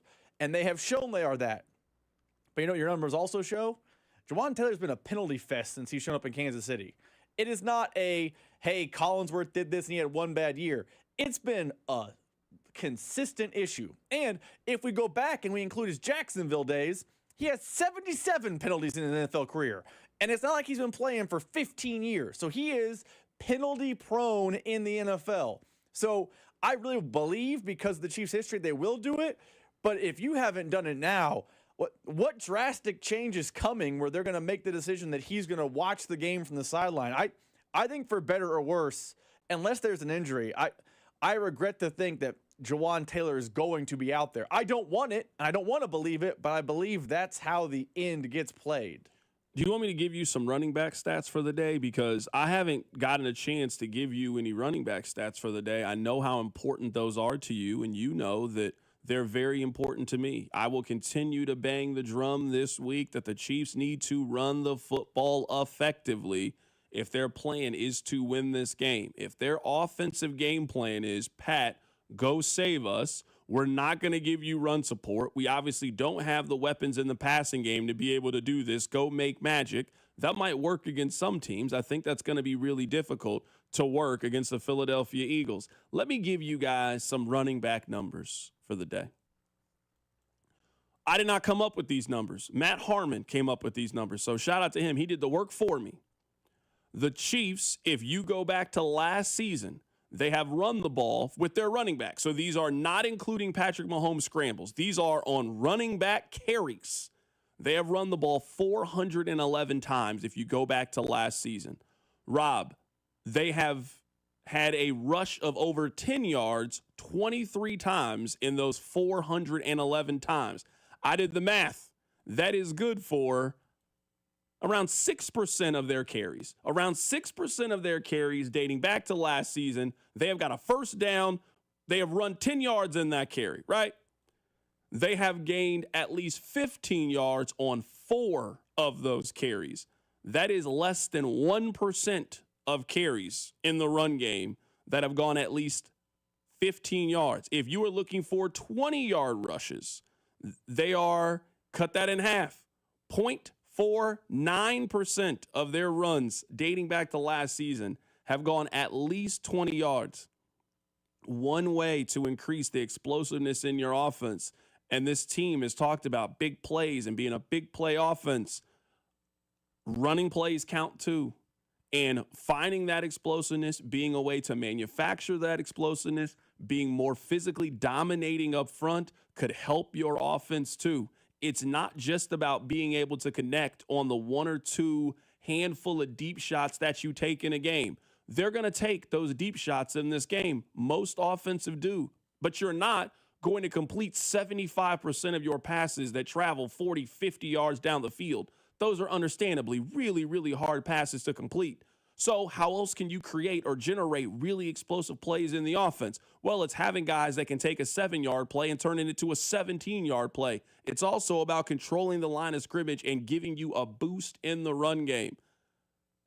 How they're going to be able to make up for not having Xavier Worthy, how they're going to be able to make up for not having Rashee Rice is getting more out of Isaiah Pacheco and using Isaiah Pacheco. He is the only home run option that they have in the run game. That's not what Kareem Hunt is at this point. He might can get you a double. He's not hitting home runs. You obviously don't trust Elijah Mitchell and Brashard Smith. You don't feel like he's ready yet to kind of shoulder that load. One way that they can generate more offense and help their offense is to be more balanced, control the line of scrimmage, and get the old Isaiah Pacheco back who ran hard, who ran with purpose. But you can only do that if you give them carries and give them the ball. You can't expect to get something going on 5 carries. You got to give it to them 15 times and see what happens. That's what I want the Chiefs to do. Coming up on the other side, Rob and I will give you a 2-leg parlay for Thursday Night Football. Keep it right here. It's The Drive. This is Wyatt Thompson from K-State, and you're listening to The Drive with CDOT right here on 96.5 The Fan and the Odyssey app. Brought to you by DM Injury Law. Have you or a loved one been in a car wreck? Contact DM Injury Law today and get the money you deserve. Car wreck? Remember, Mike's got this. Quarterback Jordan Love isn't just on Green Bay's team. He's also on the American Family Insurance team. Because like us, he believes in dreaming fearlessly. Just chase your dreams and don't let nobody hold you back. And we help protect those dreams with the right coverage so you can dream fearlessly. American Family Insurance. Get a quote and find an agent at amfam.com. Products not available in every state. American Family Mutual Insurance Company, SI, and its operating company, 6000 American Parkway, Madison, Wisconsin. Listen up, folks. I want to tell you guys about my new obsession. It's Daisy French Onion Dip. With football season here, it is the perfect dip for your chips, your wings. The delicious Daisy French Onion Dip and the Daisy Ranch Dip, they're game changers. They're delicious as a homemade dip, and they're made with real herbs and real spices and also ingredients that you find right there in your kitchen. So the next time you're having people come over to celebrate the start of the football season, you better make sure you have one thing, and I'm talking about that Daisy French Onion Dip. You can find it the next time you go to the grocery store. You want to see the ring? Here, I have a picture. Wow, look at you. I know, right? Went to Hellsberg and customized the whole thing. Oh, yeah? Yeah, well, I showed them all her inspiration photos, picked the setting, the diamond. It's actually pretty fun. Now for the real hard part, asking her. Well, congrats, buddy. The ring looks awesome. Start your story with Hellsberg. Designed with care and craft since 1915. Shop in store or at hellsberg.com. What's up, guys? It's Drew. You know, we're looking ahead to the start of the football season. It is that time of year. These players all have to be at their very best and ready to perform at the highest level when it matters most. Blue Chew provides access to chewable tablets that can help you feel and perform at your best. Stronger, harder, longer lasting, like someone gave your downstairs a pep talk and a gym membership. Blue Chew is the original brand offering chewable tablets for better sex. Be more confident where it counts. You'll have flashbacks to your glory days. Date nights just got longer and better for everyone because showing up matters during life's most exciting moments. Guys, this isn't just about performance. Give her group chat something to talk about. Nothing makes you more of a legend than a little Blue Chew. Discover your options at BlueChew.com. There's a special offer there for you. Get your first month of Blue Chew free. Just use the promo code KFNZ at checkout and cover $5 for shipping. That's it. Go to BlueChew.com and get your first month free. Then you'll be ready to chew it and do it. This is the story of the one. As a maintenance supervisor at a manufacturing facility, he knows keeping the line up and running is a top priority. That's why he chooses Grainger. Because when a drive belt gets damaged, Grainger makes it easy to find the exact specs for the replacement product he needs. And next day delivery helps ensure he'll have everything in place and running like clockwork. Call 1-800-GRAINGER, click Grainger.com, or just stop by. Grainger, for the ones who get it done. If you could hear Old Spice Fiji Antiperspirant, what would it sound like? First, you'd start with Fiji Antiperspirant's amazing scent of palm trees. Add pure notes of fresh coconut, and layer on 24/7 odor and sweat protection. You won't hear any dyes or parabens because with Fiji, you won't have any. So while your regular antiperspirant sounds like this, Old Spice Fiji sounds like this. Sounds like it smells amazing. Legendary doesn't happen by chance. It happens because it's what BetMGM does. Sign up for BetMGM and check out all the exciting new ways you can make this pro football season unforgettable. Shoot your shot with same-game parlays, call your plays like a pro with live betting, or bet on a market you didn't know existed thanks to BetMGM Originals. You'll be on the edge of your seat from the very first snap, no matter what type of fan you are. Earn BetMGM rewards points on every bet. Take advantage of football offers found nowhere else, like a second chance on a first touchdown bet, and keep an eye out for rewards dropping in your account throughout the season. Never settle for the ordinary. Sign up today. BetMGM. Make it legendary. BetMGM and GameSense remind you to play responsibly. See BetMGM.com for terms. Must be 21 years of age or older. Specific promotional offers are not available in Mississippi, New York, Nevada, Ontario, or Puerto Rico. Gambling problem? Call 1-800-GAMBLER. Available in the U.S. For New York, call 877-8-HOPE-NY or text HOPE-NY 467-369. For Arizona, 1-800-NEXT-STEP. For Massachusetts, 1-800-327-5050.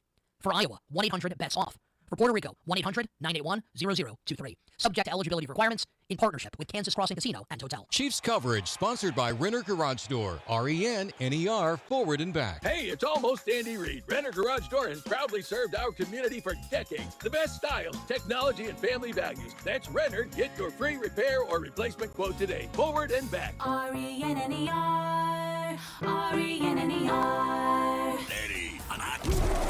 Bud Light and Tanners are teaming up to make every college game day legendary. Every Saturday, rep your college team, catch every play, and enjoy $15 buckets. Only at Kansas area Tanners locations. Bud Light and Tanners. From the stands to the bar, your game day headquarters. Chiefs coverage brought to you by Metal by the Foot, your metal project superstore. Whether you're a DIY enthusiast, a contractor, or business owner, Metal by the Foot has the perfect solution for you. Located in KC and Topeka. Online at metalbythefoot.com. When you need a piece of metal, remember, Metal doesn't have to cost an arm or a leg, just the foot.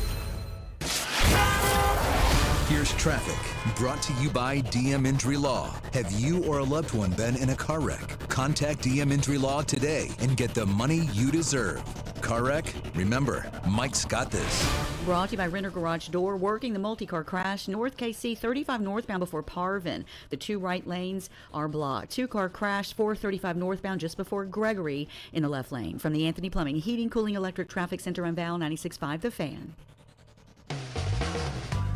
This is your home for Kansas City sports. 96.5 The Fan.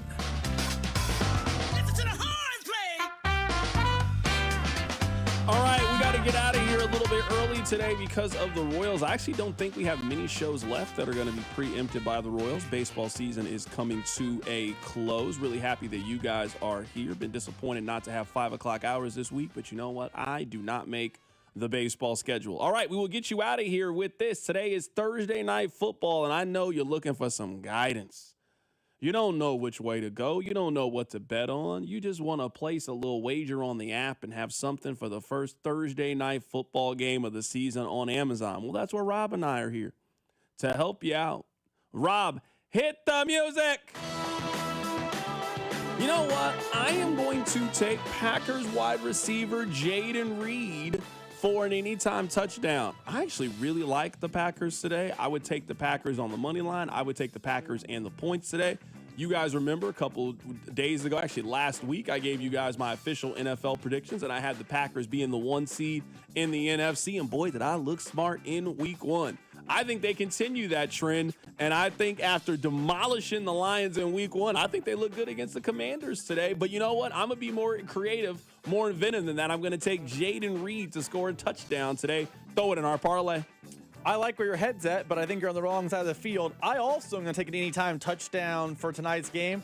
I'm going to take Commanders wide receiver Deebo Samuel to have a touchdown tonight. He scored week 1, too. He scored week 1, and although Cliff Kingsbury is not a good head coach, he has shown to be a good coordinator, and if you give him a player like Deebo Samuel who can run, he can catch, he can do a little bit of everything, I think early in the season you will see the Deebo of old, and Cliff Kingsbury will find unique and exciting ways to get him the football. I like him to score a touchdown. I'm with you. I don't think the Commanders are winning tonight. I don't like the line either. I'd probably take the Packers minus the points, but I really like Deebo Samuel to get a touchdown tonight.